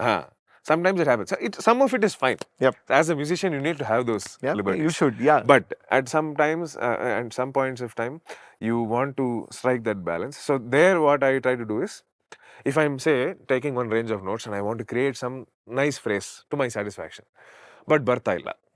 Okay. There I will just say, okay, I'm not going to try anything new. I will play Chamattu Kamboji. Chamattu in Tamil, very obedient. Very normal Kamboji. But let me just enjoy that Kamboji properly. But in that situation, have you ever come across wherein beating around the bush would have happened? Of course, yeah. See, to do alapana or something without beating around the bush is... Next to impossible. No, Yeah, some of the beating around the bush is actually part of the process. That's what makes it beautiful also. I know. It is Very like smartly. so because they will see you probing. Mm. Alva, that process is very beautiful actually. If you present only results and not the probing business, The calculations, if you don't show the it is too calculation, unnatural. So some of it is actually nice. So that is what I do to snap out of those moments where you feel that roadblock in creativity. What else? Sound of the Veena. Just similar to enjoying the Shadjam. I'll sometimes just plug the Veena and just enjoy the sound of the Veena. It's such a beautiful experience to do that. So these are things that I use. But how difficult or how is it in terms of like, can you sing and play together, right? How do you channelize it actually? The only problem is I sing at C. You sing at C. C, but the Veena is at D sharp. Oh, then how? It is. That's where the challenge is because I also have a deep voice. So to sing in D sharp is a challenge. So I've been working on so techniques where I can sing a little more easily in higher pitch, which is like D sharp. So these days what I do is I don't do too much of together. Okay. Singing and playing together. I take a line, sing it once, then play it. But have you done together also? I have done. Even today I do together. But I'm trying to strike a balance because sometimes what happens is my voice is loud and it might drown the Veena. And you don't see the point. So, but there are people at the same time which love the sound of voice with Veena. But how does the brain function? I'm just trying to understand. Is it like... I have not really thought about it. Is it like the Avadana Pallavi brains? Last complex. It's, I think, much simpler. I've actually not thought about it much. I've just done it. No, I'm very curious too. Only thing is, what happens is when I start singing, I've noticed line in recordings nodide. Okay. My singing will be nice. Okay. But let's say I'm playing a phrase and I'm singing that together. Singing will be nice, but playing will be horrendous sometimes. Because my focus has gone into singing, my playing has become like ambient music. It has lost those details. That I only notice when I listen to my line in recording. See, but you know what actually? Correct me if I'm wrong. Yeah. See, if you're singing and playing a laya, I think that's much easier. Singing and playing? I mean, if you're singing, say for example, you're just holding a darbuka or you're just cahoon, correct, or some kind of any what do you call rhythmic percussion instrument. Correct. Okay. See, the laya goes in the background of any singing, or it goes on the beat. It's a rhythm. Okay. That's why with respect to Veena and vocal, both are melody. Yeah, that's the problem. So that is why I'm thinking, like, I'm more curious. Yeah. See, I think it's easy. For example, someone like it is easy to do it. Easy antane comparatively, relatively easy. But this is Yardu instrument. And you need to play. And also, what I wanted to ask, say, you're doing Raga mantane tona. Raga na tona haadtirಬೇಕಾದ್ರೆ over the beating around the bush ella bittu. When you go into the complexity, ಈ ಗಮಕಾಗೋ ಆ ಬಿರ್ಕಾಗೋ ಆ ಸಂಗತಿಗೋ and ಈ ಸಂಗತಿಗೋ, how do you? Yeah, that's why I don't sing during alapanas together. I sing only in songs. Yeah. Haven't you tried? I have tried. But also sometimes you have to wonder about, okay, what's the point now? Okay, are we going to listen to Veena or vocal now? So, but nowadays what I do sometimes is, in the middle of an alapana, while playing an alapana, I just stop for maybe 30 seconds and sing. Because I feel that, see, Veena is an instrument that is not acoustically loud. So there is only so much energy you can impart compared to vocal, right? And I'm not talking of Veena, talking about Veena in like, an inferior way. It has other strengths. Yeah, it has right? other This strengths. kind of energy where, like, if I play that on Veena, there's only so much energy I can bring in. But when you do it in a vocal, on vocal, you have this advantage of imparting energy. And that quickly jolts people and it's like, what's happening? So I use this as a tool sometimes. Because I love singing also. So I do this sometimes. Okay, I think that's a very good thing. See, while you're performing, do you ever what do you call, see the audience pulse and then change the dynamics of. Yes, Does it happen? all the time. All the time. See, I can even change the list of songs. See, list of songs is okay. Yeah. In between a song, Yeah. see, for example, I will. when in a Carnatic composition or in a concert, one piece will take, sometimes it may take more than 35-40 minutes as well. So that's quite. Yeah. So let's say I'll give an example. Let's say I'm playing Muddu Mamu because we've described Muddu Mamu. And Muddu Mamu is generally to be done in a slightly slower tempo. Okay. If the audience is very attentive and very involved with me, I will probably consider the possibility of staying in that tempo and exploring for a little longer. Superb. Okay.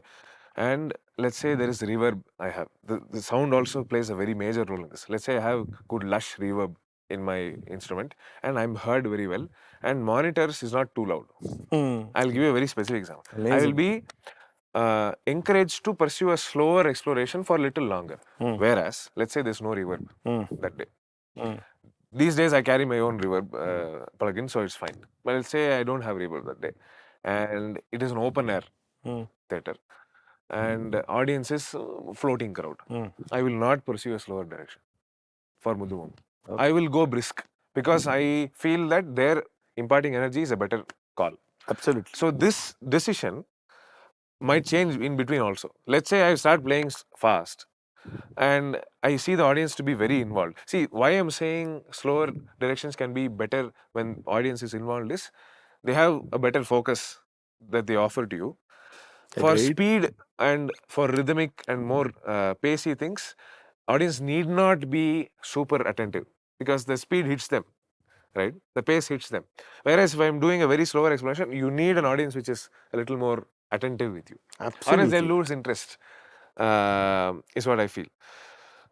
In that way, I even feel Krishna Anna's some explorations. He's been one musician that has managed to keep an audience intact even when From he the does very- quite slow, which is amazing, I feel. Some of his older explorations, like 2010, 2015 range, there have been very moving renditions in very, very slow tempos, while the whole audience of like 500 people will be intact, which is a great contribution. Even one of my most favorite concerts is Semangudi sir's airport concert. Yes, of course, iconic. Wherein he joins the Shruti with the Correct. aircraft and Correct. people applaud. I think, I don't know, the 70s or 60s recordings, 70s, right? Yeah, yes. like, Yeah. I'm like, when I heard it for the first time, Yeah.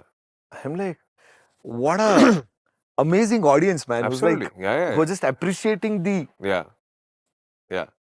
It's just that currently in Veena, I feel, I might change some time later, is that I feel that when you have an audience which is not very focused, Yeah.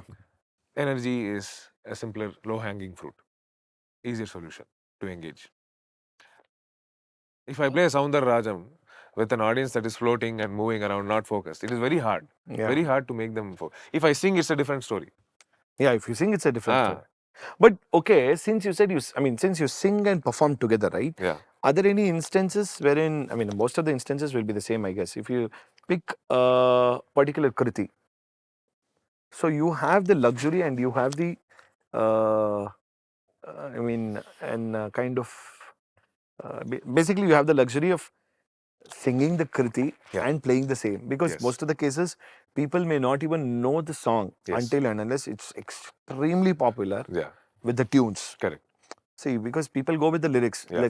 When I'm talking about the majority, the larger audience, Yeah. like when you're performing some Devarnama, very Of Kruthi, course. they don't know. Like, for you, I think you have upper hand in terms of, okay, this is the Agreed. Kruthi singing, and then you're Yes. taking them to the journey of the Definitely. Veena as well. Definitely. I think that may differ to just someone who's just an. Yes, not singing. Yes. I know. That gives me the advantage of being able to present some compositions which may or may not be popular. Oh yeah. Yeah. So, like, just see,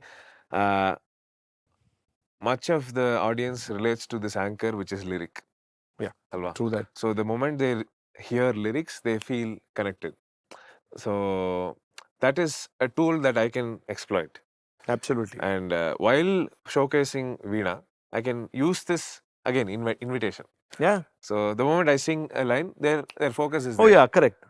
Now I can do whatever I want on the Veena, which is basically an notation tool. But do you do the, like, for example, ragam tanam ಪಲ್ಲವಿಲ್ ಮಾಡ್ತಿರ್ಬೇಕಾದ್ರೆ with ಈಗ ಸಂಗತಿಗಳನ್ನ okay it's going to be like ಈಗ ಒಂದು ವೀಣೆ and violin mridangam ಅಥವಾ ಒಂದು ಕಂಜರ ಇದ್ದಾಗ okay this going to be the set of combos like veena and violin. I don't have violin in my concerts. You don't have violin. So, I of don't course, have- yeah. you're the lead. Like, Yeah. so you mean to say, do you do the ಸಂಗತಿಗಳು ಒಂದ್ಸಲಿ ವೋಕಲ್ಲು ಮಾಡಿ ಒಂದ್ಸಲಿ ವೀಣಾನು? ಇಲ್ಲ.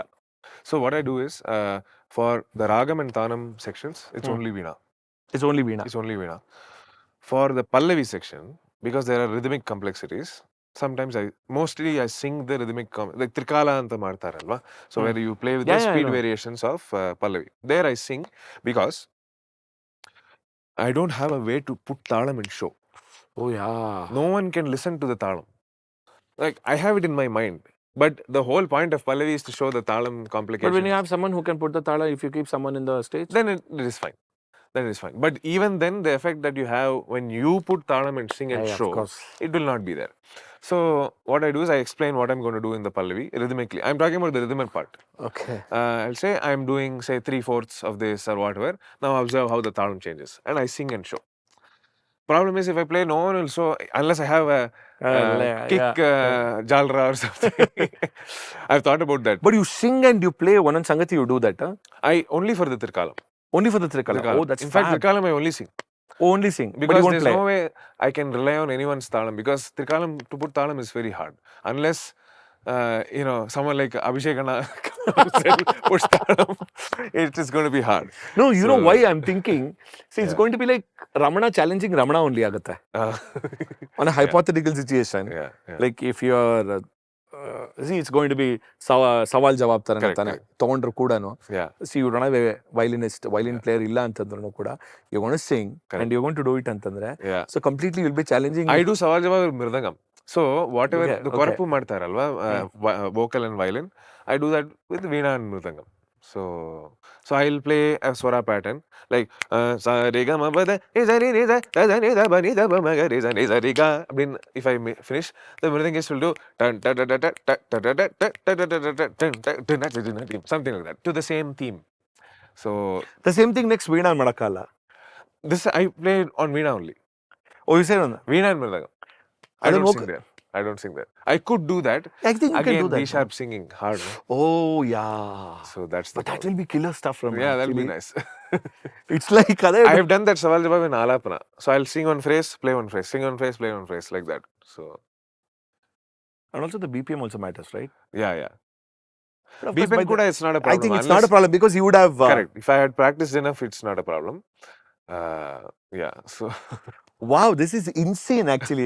I think you're the only masterpiece who's like who's capable of handling two things. I mean, usually, correct me if I'm wrong, to handle multitasking again, the brain functions in a very different way. Different way, yes. See, normal time and normal scenario go kuda, when you're on a stage, I think it is a completely different dynamics altogether. Yeah. Especially when you have an audience, when you're like fully focused, you need to structure and you need to make sure your brain functions in a very different way. Yeah. I'm more in awe of drummers actually, because they're doing 4 things parallelly. Illi on kick, illi snare or whatever, and cymbals. I am amazed at how they learn that. So it's pianists. That's parallelism, because they have to play a bass line while doing the melody line. Yeah, it's crazy. So now madalla enilla. So you mean to say, okay, let's talk about your spiritual connection. So like, what's your approach to your religious beliefs or spirituality? Of course, I know that you come from the school of Ramana Maharshi, but overall, in terms of your approach in your life, agirbodu, musical agirbodu, how's it? Like J. Krishnamurti sir said, spirituality is in relationships. I strongly believe that. Wow, and it's one of the main places where spirituality can be practiced. So to give you a little bit of context, I've been going to Ramana Ashram since I was a baby. So there's a very, very... that's why the name Ramana Balachandran. Yes. So not a fully explainable bond with Bhagavan. So it's more than Appa Amma, more than everything. It's like the strongest anchor figure. I've said this very word so many times, but ಏನಿದೇನೋ ಅವ್ರ ಹತ್ರ ಹೋಗಿ ಹೋಗಿ ಮಾತಾಡೋದು. So that's the kind of relationship that I have. That is the faith part. Then also this gratefulness, or sorry, gratitude for being exposed to the teachings of Ramana Maharshi, teachings of so many other masters since childhood. I used to be part of many satsang since childhood. So Amazing. that I am very thankful to. And the other the part where spirituality is in daily life, like simple things like when I'm talking to you, if I'm able to talk to you as a very normal 24-year-old human being, keeping my image as a musician aside, just like a very innocent conversation, that is very spiritual to me. You're 24 year, huh? I'm 24. Ayyo. So if I let my ego or image as a musician come in the way of our conversation, that is unspiritual to me. Let's say I am unconsciously thinking of myself as superior than, say, Shreyas Anna. Shreyas Anna is the cameraman. He'll be happy. So that is unspiritual. See, hierarchy need not be very explicit, Agreed. right? I'm with you. If I'm thinking of, oh, I'm a Veena player, I'm better than a cameraman, that is unspiritual. Absolutely. Let's say some important VIP comes here in the interview and sits there, and I'm constantly thinking, okay, how can I impress him? I should sound profound. Idarella bandre, Wah. I'm unspiritual. So I try to make sure that I, go beyond these very simple traps that are laid for us. So that is one kind. The other religious part where, see, I was a guy who had no bhakti, nothing. In fact, I used to wonder and be amused at people who had bhakti. And What say, do you mean by you didn't have bhakti, Andre? in the sense that I never related to that.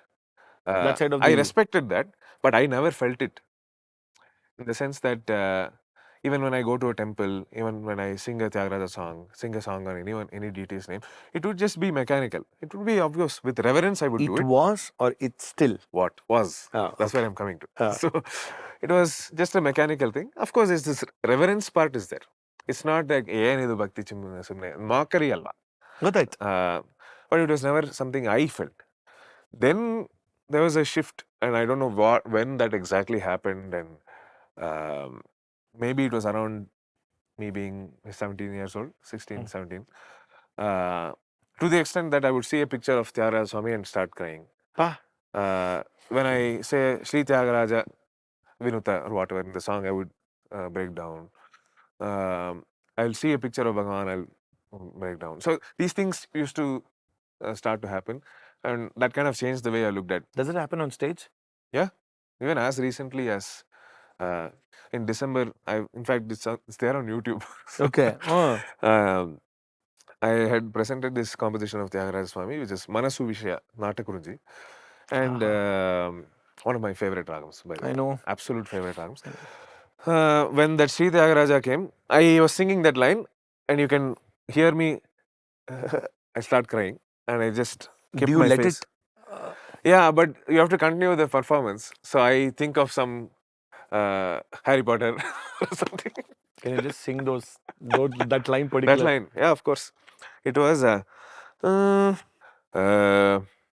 సెవిటికి ఉపదేశించినటు కాదో సెవిటికి ఉపదేశించినటు కాదో శ్రీత్యాగరాజ నూతుని తలచక మనసు విషయ నట.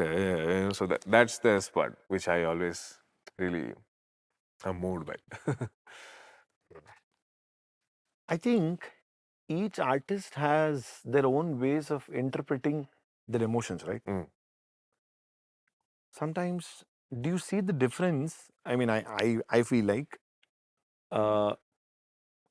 it's a very damaging statement I'm making. Uh, Few artists, they may have mastered the art of showing the bhakti. yes. Yeah. I think you know where I'm coming. Yeah. Probably, I don't know. I have this off late. I have Yeah. this tendency of having the microscopic lens Hmm. to see the artist probably real Correct. devotion or Yes. like, I'm not saying faking, Yeah. but eventually they would have, it's like they would have mastered of showing my devotion. This is my devotion, Correct. even on stage or Yes. off stage. Yeah. But I can sense that there is a thin line. Okay, are they really feeling it? It's like dancing, like in Bharatanatyam. Very beautifully said. Uh, I don't know. Like, I feel like probably that kind of innocence, I'm losing it hmm. as an audience, Correct, as a correct. consumer. Yes. I don't know. Yes. Probably when you're so deep into it. Yeah.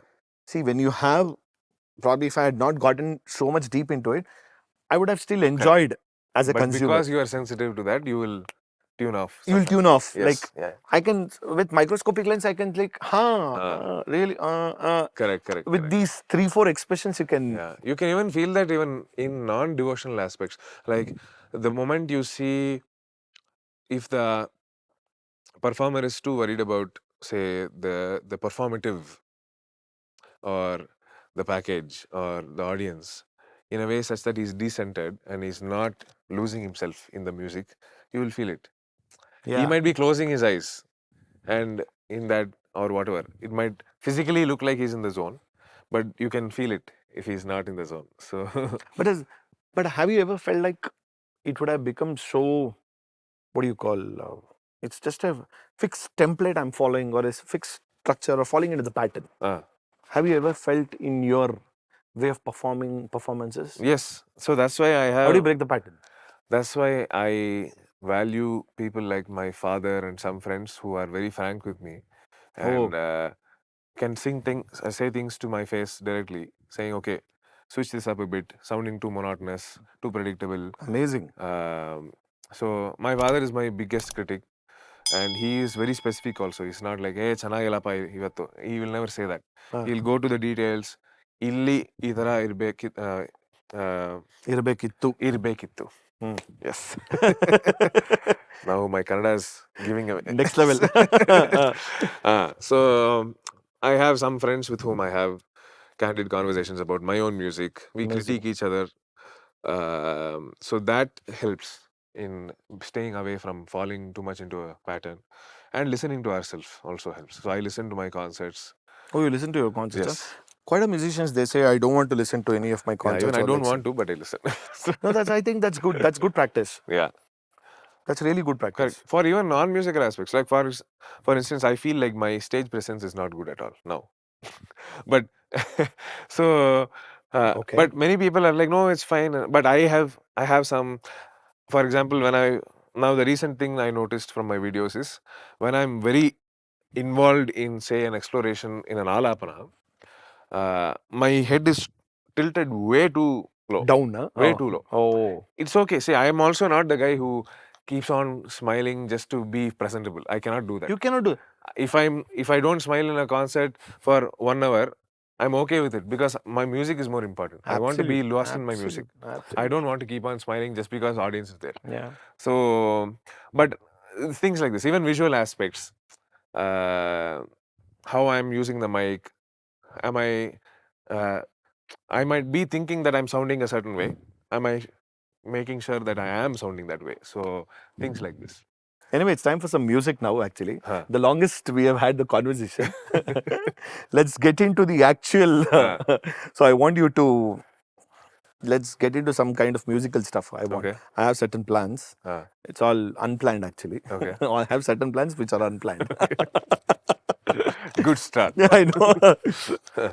So when you go on a stage, psychologically, which raga affects you the most? In what way? Can be anything. Maybe haunting or maybe like. Oh, any ragam that I have worked on a lot, I make sure that it affects me. So I need to be psychologically affected. But okay, off late in the recent times? Recent times, Bhairavam. And immediately I want you to sing. Okay. மரியாதகதைய மரியாதகதைய மரியாதகதைய மனுபாவதே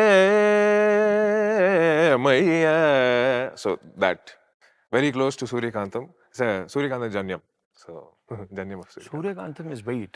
Sarigama Padanisa Sanidaba Magarisa. This is Sadaba Magarisa. That's it. Okay, when you think of anger means, which raga do you go to? Anger. Yeah. Ah, interesting. This ragam can be used for anger also. I Okay. feel. I mean, this is very subjective. Bhavani. Oh. Sarigama Danisa Sanidama Magarisa. So,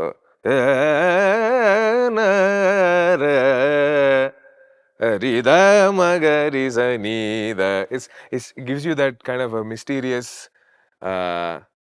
also kind of a disappointed energy to it. I don't know. It's all very spur of the moment thing also. Wow. Changes. Maybe kind of very loneliness.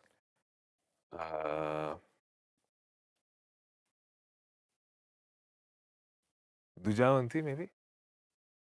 Oh, really? Again, see, these ragams Subjective. are subjective. Okay. What else? Let me think of another example. Dujavanti is also. It can be, it has a pathos to it also. Can be very gut-wrenching. There is one beautiful tilana of Lalgudi sir in Ayyo, Dujavanti, yes. no? Yeah. Please, some more. I forgot. Sorry. No, at least bari Dujavanti.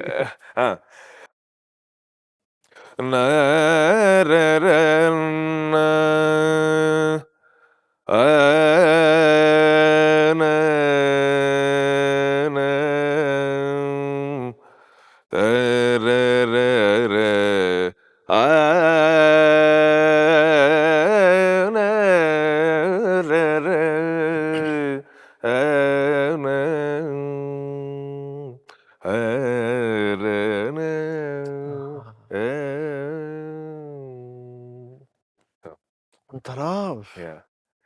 Yeah, actually, the loneliness, dard antaralla. Dard, exactly. Very perfect choice. Peace. Shuddh Sarang. Ri ma pa ni sa ni pa ma ma ri na na ra re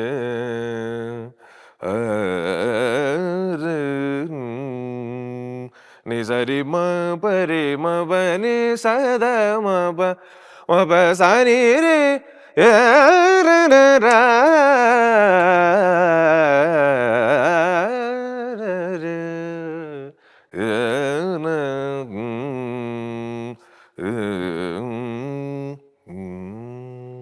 This is my first Hindustani raga that I learnt, and yeah, peace max.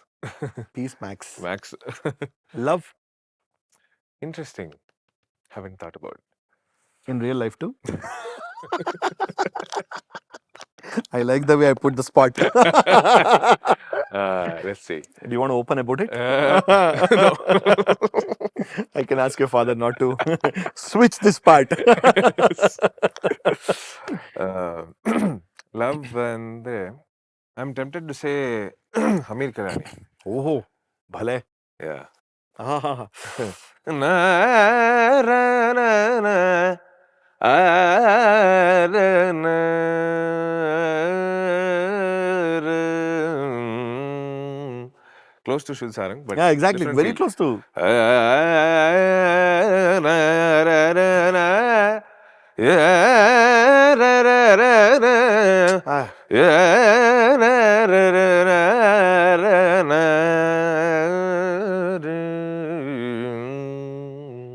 Even Brindavana Sarangi will be a good Vrindavana Saranga, yes. devotion. Sama.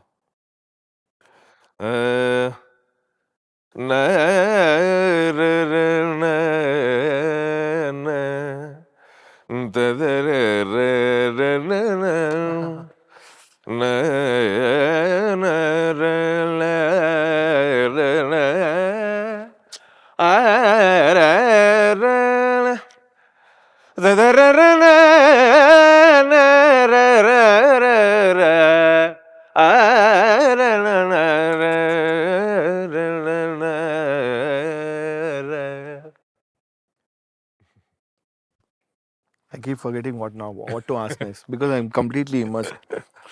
In case if your life was a raga, which raga do you want to define?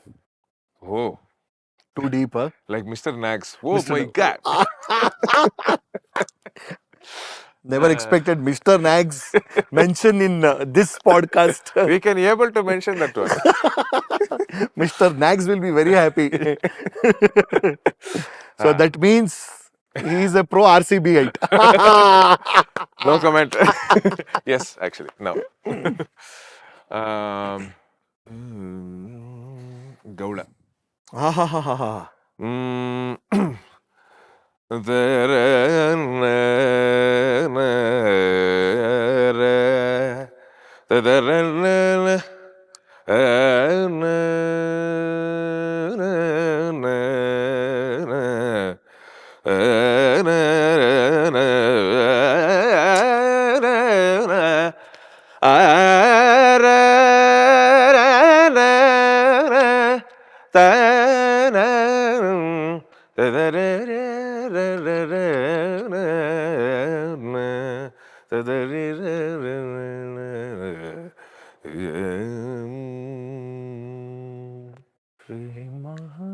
Ganapati Ravatumam Siddhi Vinayako Matanga Mukashri.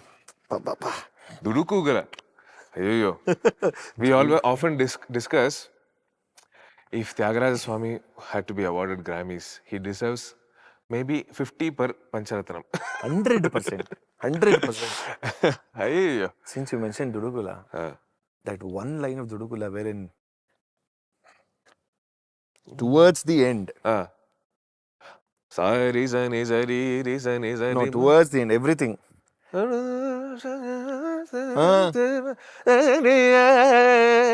for that sustenance first. Ayyo. Pa pa ma ri zari ma pa ma ri zari ri ma zari ma ri zari ga ma ri. What genius! Pa pa pa. Divine intervention is the only explanation. Some more in that Dudukula, please.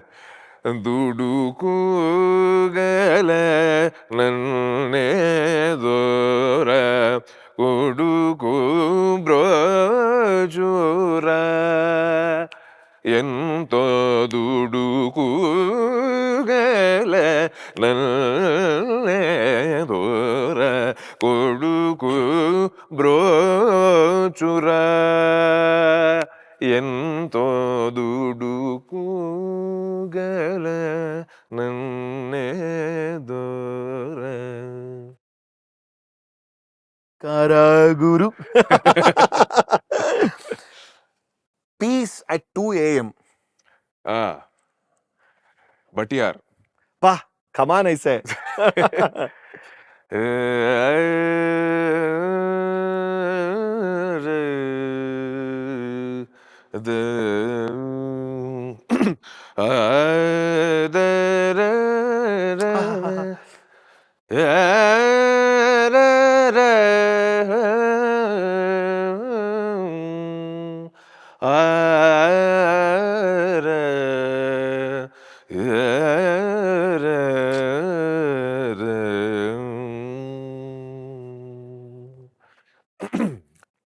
It's a morning raga, by the way. I know. Yeah. Oh, I think ವಸಂತನೂ ಅಲ್ಲ ವಾಸಂತಿನೂ ಆಗುತ್ತಲ್ಲ morning ರಾಗ ಅದು ಗೊತ್ತಿಲ್ಲ ನನಗೆ. ಅಥವಾ ಸಂಜೆ ರಾಗ ಆಗತ್ತಾ? ಸರಿ ಗ ಪದ ಸದವಗರೆ ವಾಸಂತನ ವಸಂತ ಅಂದ್ರೆ ಅದೇ ಮಾರ್ನಿಂಗ್ ರಾಗ. Because yeah of course Vasantha is Minsara Kanna. Yes. Anyway ಅಂದಿ ಮಳೆ பொழிகிறதே. What a brilliant composition. ಹೌದು. Can I hear some film song in your voice? So the thing is, I don't know the lyrics. That's okay, you can hum. You know the tune.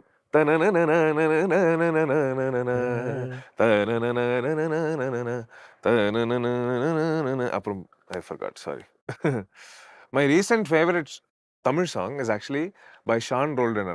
Okay. தலக்கோது இளங்காத்து செதி கொண்டு வரும் மரமான விதையெல்லாம் வாழ சொல்லித்தரும் கலங்காத கலங்காத நீயோ நெஞ்சுக்குள்ள விடியாத இருளாத நாளும் இங்கு இல்ல ரொம்ப பக்கம்தான் நிழல் நிக்குதே உன்னை நம்பி நீ முன்ன போகையில பாதை உண்டாகும் நிக்காதே. ஆஹாஹாஹா. Beautiful song. What a beautiful song. Yeah. Childhood nostalgia. Raga, Hmm. Darbari. Darbari to Durandhar. Yeah, also one of my, because that was one of the first ragams, not first, sorry. First two ragams where I played RTP was Danyasi and Natakurunji. Okay. Sorry, Natakurunji Kiravani, what am I saying? Hmm. Natakurunji and Kiravani. Then I played Darbari Kannada. So, and I used to hate that ragam. Absolutely hate that I know ragam. why I met so many musicians, no? They But say I actually Darbar- love it now. They say the same thing. They say I've hated Darbari Yeah. like at the beginning You of know the... why? Probably because it feels very hard to explore Alapana and that initially. Oh. Takes some time to get comfortable with that ragam. So, I mean, most ragams it takes time. But this one particularly, I don't know, took a long time. So let me ask Darbari in Kannada. So yeah, Darbari. Nostalgia.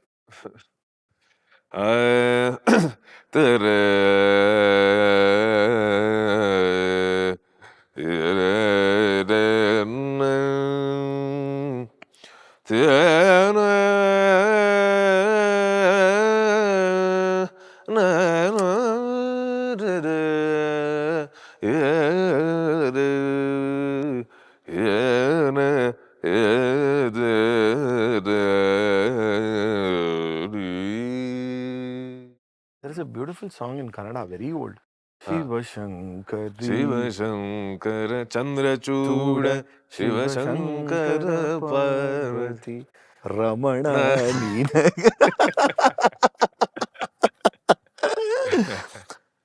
One raga that scares you the most. Bhupada. Really? Why? Because I don't know. Because Sariga Pada Sa Sada Bagari Sa very simple. Sada Chaleshwaram Bhavaye. The thing is, I have never gotten to a phase where I'm able to love the ragam enough. So I need to work on it. And it scares me because of that. Scares me in the sense, I'm not comfortable. It's doing very it. simple. Pavam raga. It is like literally Pavam raga only. I have to work on it. Okay. Or like one raga you can never get tired of. Kambuji. I tararalala tadarara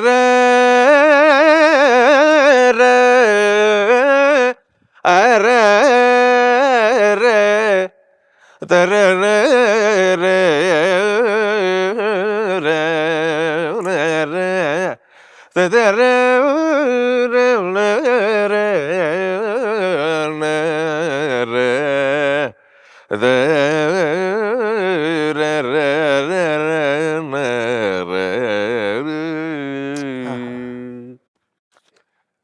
One raga that instantly connects with the audience. Maybe this? Yeah, I agree.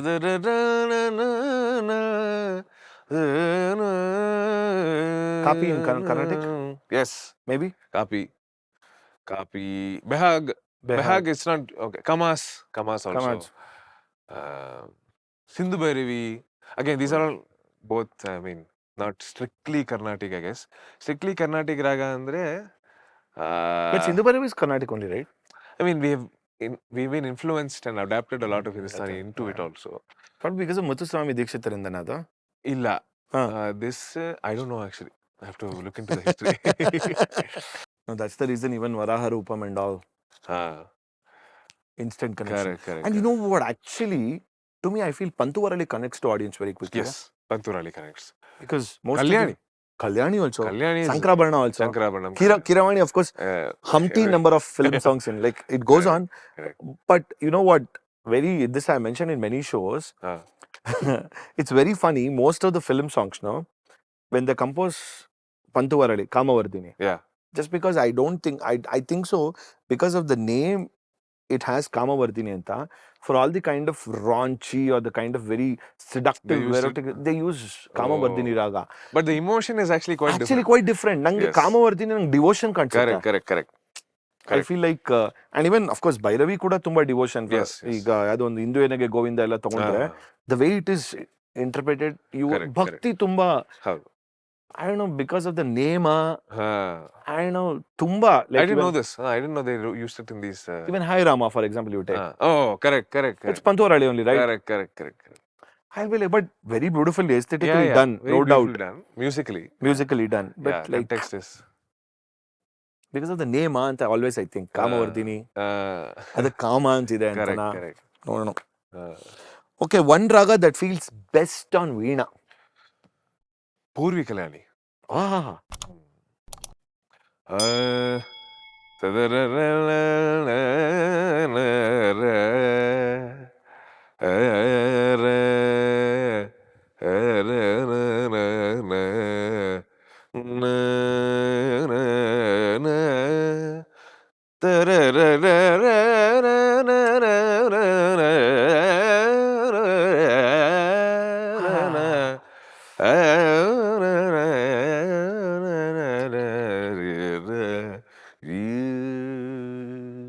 Ayyo, this and all, if you play Tanam, no, it will just export you somewhere else.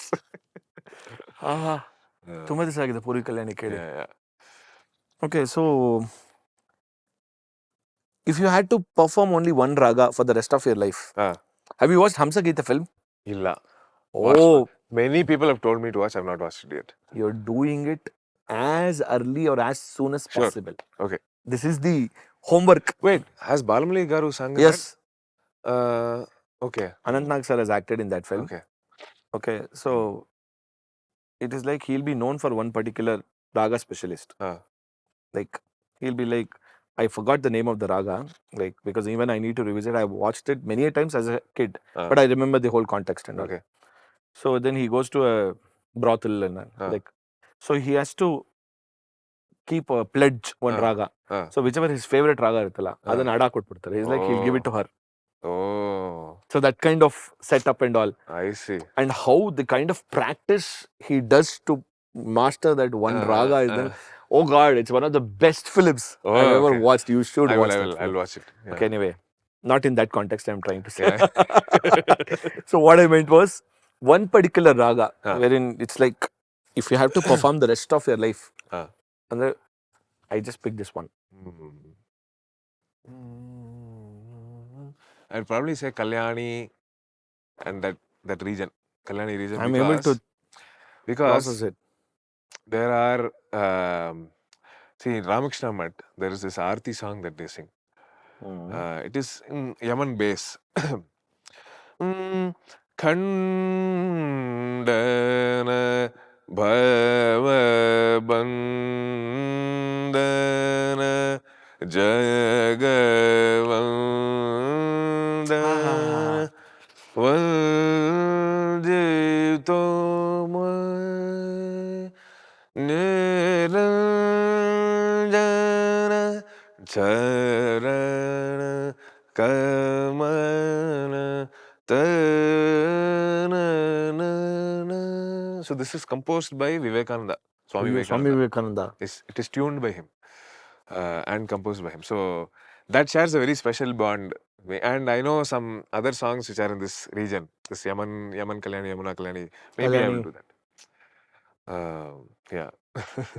Actually, Kalyani is very kind of very home. Very home. It gives you that balm. Yeah. Healing. It's like that is enough. That is enough. Very nice. I'm able to process it actually. Yeah. And even Shankarabharan also very close. Of course. See, that's the problem. You have to stop me right there. I'll go on to like 30 other ones or more. Okay, one raga that feels closest to the God. We actually discussed it, Kalyani. Yeah. But if I have to choose another one, Sarasangi. That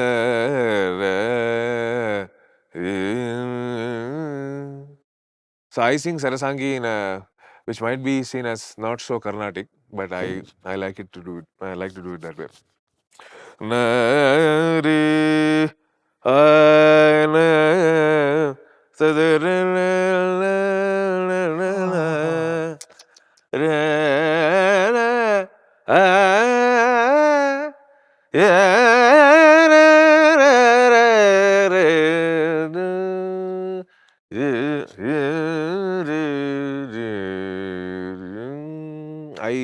I can cry to this ragam.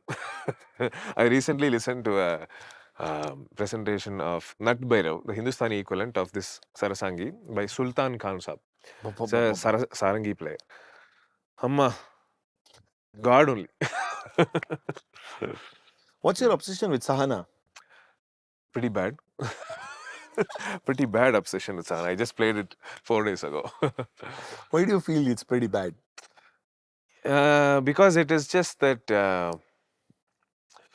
when you feel down in the dumps and you just want to vent to someone, that is Sahana. And recent favorite song is E Vasudha. How does it come? Tyagaraja Swami. E Vasudha nivalti devamuye Vasudha nivalti devamune kanara. So that's the song. I just played it recently. Since we mentioned about the God and you mentioned about the Kruthi, Ah. I'm going to continue with just mentioning few God names and instant Kruthi which comes onto your mind. Okay. Shiva.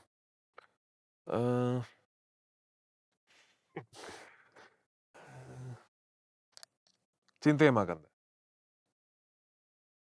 Chintayamakanna moolakandam. Chintayamakanna moolakandam. Krishna.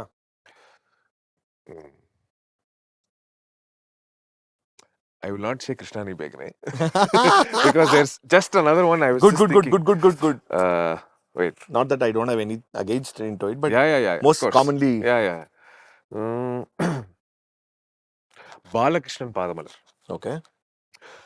Balakrishnan Padamalar. Balakrishnan Padamalar.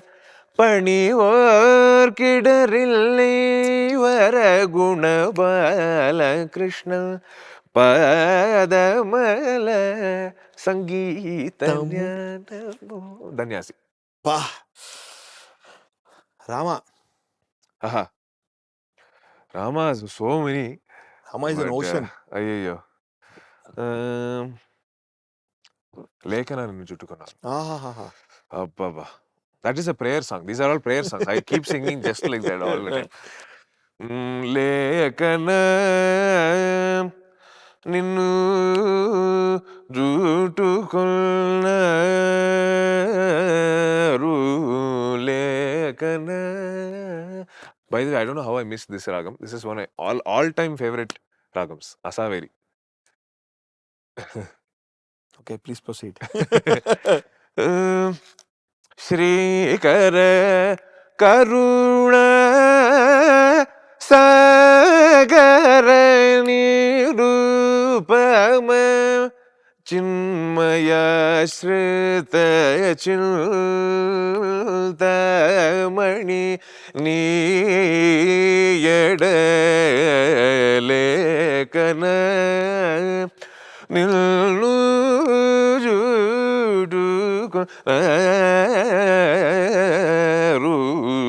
ಏಕ ಹೃದಯುಲೈ Nithyananda ಊಲೇಕನ. So, Devi.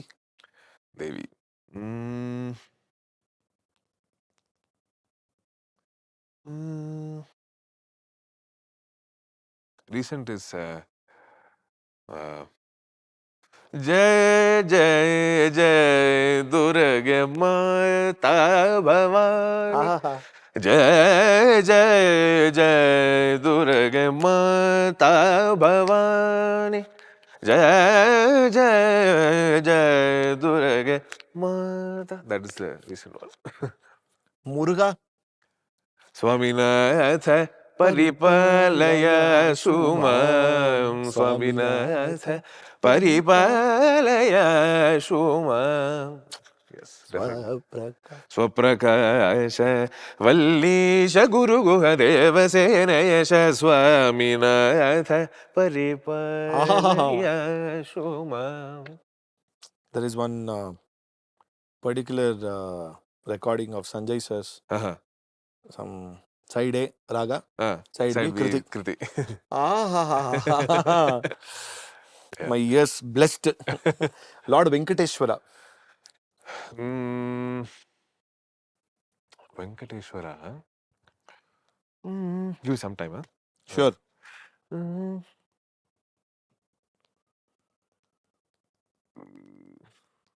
I'm not able to remember. Yo. Or you want to skip and I can skip. There was one. Oh my God! Wow. I just recently sang it. Sindhu Bhairavis. Venkata. Adi adu Krishnani Begane ತರ ಎಲ್ಲರೂ ಹೇಳ್ತಾರೆ ಅಲ್ಲ ಇಲ್ಲ ಇನ್ನೊಂದಿದೆ ಒಂದು ನಿಮಿಷ ಅದರಲ್ಲೂ ಕೂಡ ನಾನು ತುಂಬಾ ರೆಗ್ಯುಲರ್ ಫಾಲೋ ಮಾಡೋದಿಲ್ಲ ರಾಜಾ ತಿಳ್ಕೊಂಬಿಡು ಇಷ್ಟೊತ್ತರೆಗೂ ಪಾಡ್ಕಾಸ್ಟ್ ಮಾಡಿದ್ಯಾ ಆಮೇಲೆ ಗೊತ್ತಿರಬೇಕು by now you should have read me ತಪ್ಪು ನೋಡದೆ ಬಂದೆಯ ಎನ್ನಯ ತಂದೆ ತಪ್ಪು ನೋಡದೆ ಬಂದೆಯ ಎನ್ನ Bhimsenji used to sing this I listen to this in Abhishek ರಘುರಾಮಣ್ಣ's concert. ಅದರಲ್ಲಿ Purandaradasa. Then it comes Prasanna Venkataramana Bhaya Shamana Prasanna Venkataramana Bhaya Shamana Tappu Nodade Bandeya. So that definitely. Since you mentioned Purandaradasa, one more Kruthi of Purandaradasa, which is your favorite? Pogadirelo Ranga. Pogadirelo Ranga Rangaiya Ranga Pogadirelo Ranga. Shankarabharanam. Dikshitra? Too many favorites, but let me see what if I had to choose one.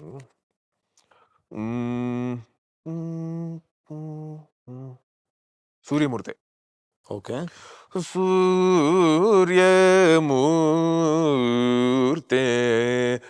Namostute Sundara Chayadipate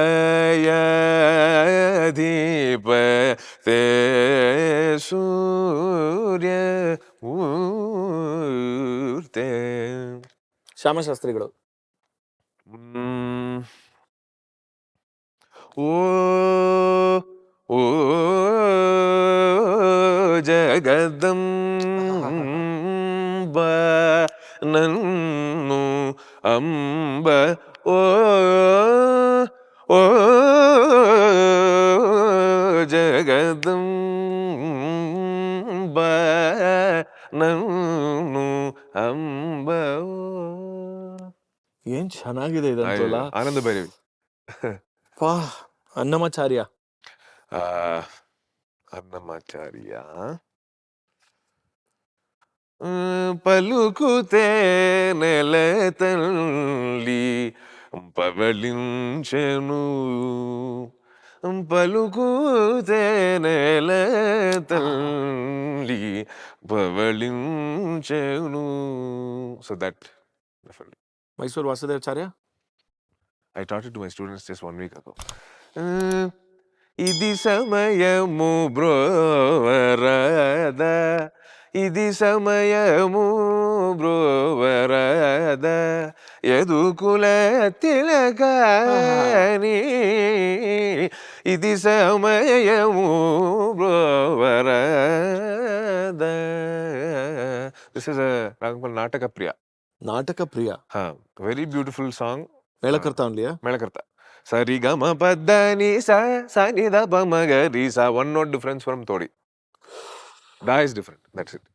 Since you mentioned Todi, any Kruthi in Todi? Ninnu Veena Sukhamugana Ninnu Veena Sukhamugana Neerajanayana Rama Ninnu Veena Sukhamugana Neerajanayana Rama.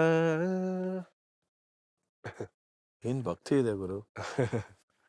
And Nandon favorite raga. If you ask me, my lifetime favorite raga. Preeti Goda. Beautiful. So please, in your voice only. Okay, let me see. Have you listened to this one? It's a very beautiful song. Sita Nayaka Shrita Jana Poshaka Shri Raghukula Tilaka. Sita Nayaka Shrita Jana Poshaka Shri Raghukula Tilaka Rama. Sita Nayaka Shrita Jana Poshaka Shri Raghukula Tilaka Rama. ಅಷ್ಟೇ last ಎರಡು ಸಂಗತಿಲಿ that ರೀತಿ ಗೌಡ ಅಷ್ಟೇ stamp. Bullseye, Tyagaraja Swami. I wanted to ask one last Tyagaraja Kruthi. Any your favorite Kruthi? I need ಈ ಕೃತಿದು it's there in YouTube. It is there. Who like ಯಾರು ಹಾಡು? Abhishek Anna sang it, PSN sir has sung it, Semangudi Mama sang it. All It's still like ಒಂಥರ it's a Semangudi Mama special item. ಅಮ್ಮ ತುಂಬಾ ಚೆನ್ನಾಗಿದೆ. Today it's like my day is sorted. Tyagaraja Swami Kirti. This is a song in Devagandhari. Devagandhari is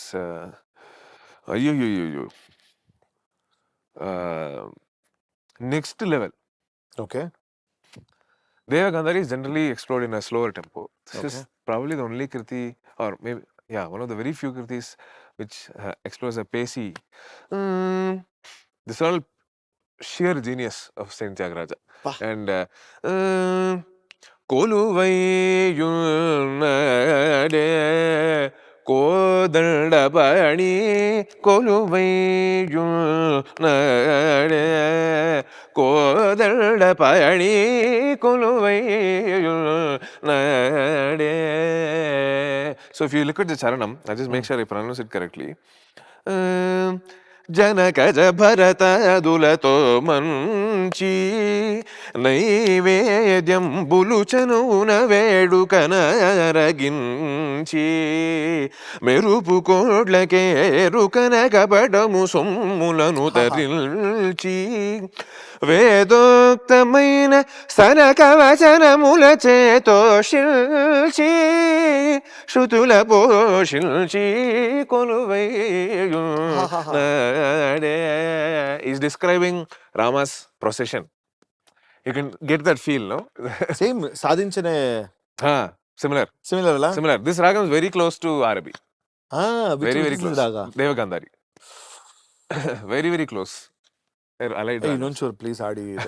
This Devagandhari sakkavaಗಿದೆ like. Very beautiful. Udurajamukudu Sheshasaya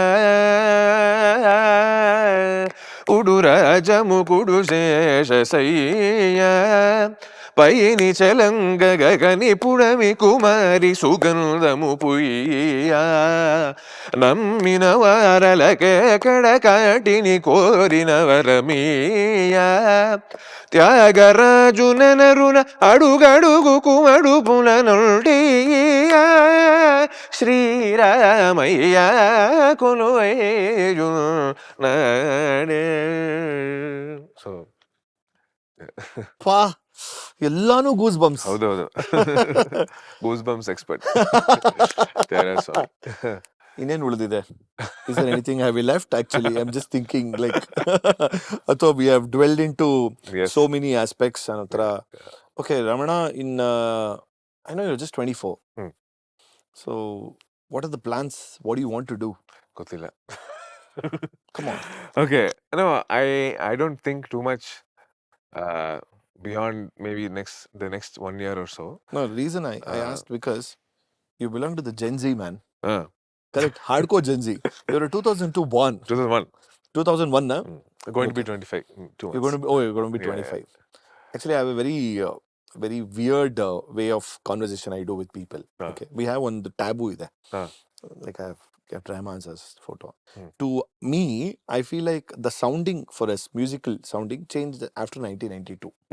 So till 1992, it was all like we come to the school of Raja sir, Correct. And then G. K. sir came Venkatesh and in Karnataka, in G. K. Venkatesh, Yeah. Hamsalekha sir, all these, M.S. Vishwanath sir, all Yeah. these film music I'm talking. Yeah. 1992, the sounding change Correct. out because of Rahman sir's Yes. Roja and all. yes.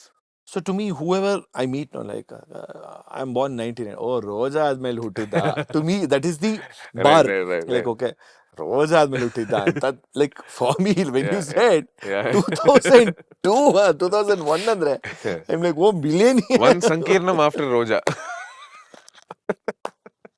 Epic. One Sankirnam after Roja. So, Yeah. I mean, jokes aside, ಏನ್ ಹೇಳಕ್ ಬಂದೆ ಅಂದ್ರೆ, in the present day, especially with the Gen Z, with the youth, Yeah. to hold that focus ಇದೆಯಲ್ಲ. Yeah. See, we were born in an era where we didn't have cell phones. Correct. I like black and white TV, Yeah. or like, I mean, I don't know how I have lived that Yeah. life answete. Like, I can't live my life without a mobile phone right now. Like, if I just leave it for 2 hours, I cannot live. I was asking my mother, like, when I was 12, 13 years old, there were days how I used to live without mobile phones. There were no TV. Yeah.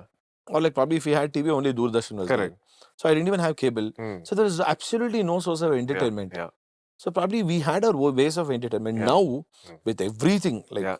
Manel on hall on TV, the room Correct. on TV, the mobile phone, the iPad, in spite of all these things, if internet goes off for about 20 minutes, no, Yeah. I'll be like panicking. Yeah. So from there to here I've come. But Yeah. anyway, just to keep it short, you were born in the generation of Gen, Yeah. and still to hold that focus. How do you do it? And It's what a challenge. See, I've had my phases where I've been distracted by social media and everything, but it is up to us to, correct course and not go astray. And thanks to my parents, obviously.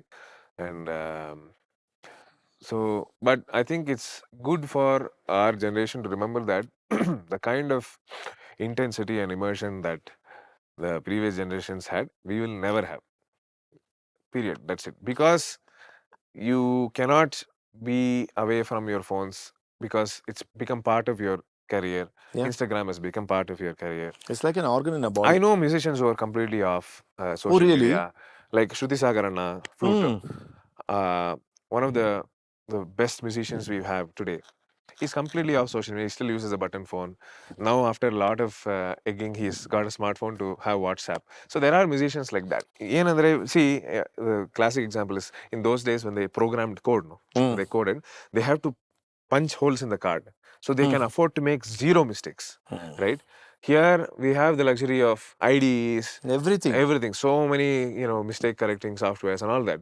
So just like that, the attention span, the quality of focus that we have today will be how much ever you try, unless you completely, cut off, you cannot reach that level. Yep. So it is important for us to remember, and for this generation to remember, that if we want to do something great, something deep, something worthwhile, you have to, dedicate that kind of time, effort, and one-pointedness.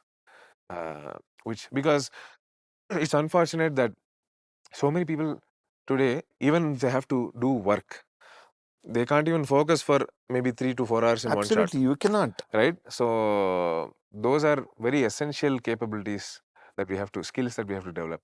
I include myself. So it has taken a while to even develop that engrossment or whatever. For some people it happens naturally. I know musician friends who were able to practice for 5 hours when they were 6 years old. Oh, wow. Without a problem. So those are all blessed people. But other than that, I think that attitude was always there at home. And Appa, being Appa, he's always exposed me to such people. Take athletes, for instance. The kind of focus yeah. and The kind of dedication they focus. do is nothing compared to what we do. And sometimes people also think of musicians spending, say, 6 to 8 hours or whatever per day as a great thing. But corporate job people do the same. Scientists do more. Athletes do more. So that's like the minimum that we have to do. But with AI taking over, do you feel like is it going to be a boon or a bane? Uh, I don't know. It's a matter of time before. It's just a matter of time by for AI to catch up with Carnatic music and producing Carnatic because of the Anuswaram microtonal content. It'll probably be a little later. Like now, pop Oh, you music mean is to say little later, but eventually it will reach there. I'm sure. Already, people have made violins that one of Kumaresh sir's students, Raga, I forget his name. He's made an AI training. But I think eventually, whatever said and done, the kind of music and films, predominantly, it works on the connection with the artist. Correct. Yeah. It goes in a stardom. There is something beyond technical perfection, Yeah. which humans offer, which is in the form of their Correct, presence, which might be not possible to. See, you cannot do an replicate with AI. AI-driven music. I mean, you cannot do an AI-driven musical concert, or can you? You could. I mean, you could. If you have enough training data and all that, and you train your model enough, Still, I you could don't come think so. close. Probably the consumer also should be so. I think it is like so many years ahead. Like I don't know. It's too soon to say. There is a film called Aditya 369 in Telugu. Okay. It's directed by Singeetam Srinivasa. Okay. You should watch that film. I watched that film. It got released in 1991. Okay. So it travels in the time travel. It goes to Krishnadevaraya and 1991, and again it goes to the future. Past, present, future. Okay. In the future, it goes to some 2500 to that kind of year. Okay. You know what? In 1991, his vision, how beautifully he has shown. I think we are not way too far to the world what he has created. Oh, okay. Whenever I watch that, I'll be like, wow, just 30 years back, how he had visualized it. Yeah, So, like, I mean, anyway, cut to short, I feel like they kind of connect what we have today. I know still certain things, especially with Carnatic music and all, it is still holding on to the grassroots levels with musicians like you, or there are so many musicians who are still rooted to what you have been doing it and nurturing that, and you have the clarity of what not to do. That's the best part. Yeah. So that gives automatically the clarity of what to do. Correct me. See, as much as we we would like to do new stuff, there is a very big responsibility for us as a practitioner of a certain art form to preserve it. And the idea of preservation is subjective. See, some people might say, I will preserve Carnatic music by singing exactly what my guru taught me. Some people might say, I will preserve it by offering something new to the plate, but still not messing with the integrity of the form. Right? So I'm not going to sing Kamboji like a ghazal. Right? So that is not what I will ever do. Right? When I'm playing Kamboji, I will always. Even that sounds nice to my ears. I will do it in a non-Carnatic constant, maybe. Context. Sorry. If I am doing some other like random music production project. Yeah, why not? Why not? I will treat Kamboji as just a scale and do something. But yeah, that aspect of responsibility to preserve our art form is very important, I feel. And not to meddle with the integrity of the form. And my question was, what you want to do still? Yes. So I have some bucket list goals. I want to hopefully show that, okay, the Veena is known to do this. Okay. But it can also do this, all these other things. Amazing. And I want to stretch the scope of what Veena has been seen in.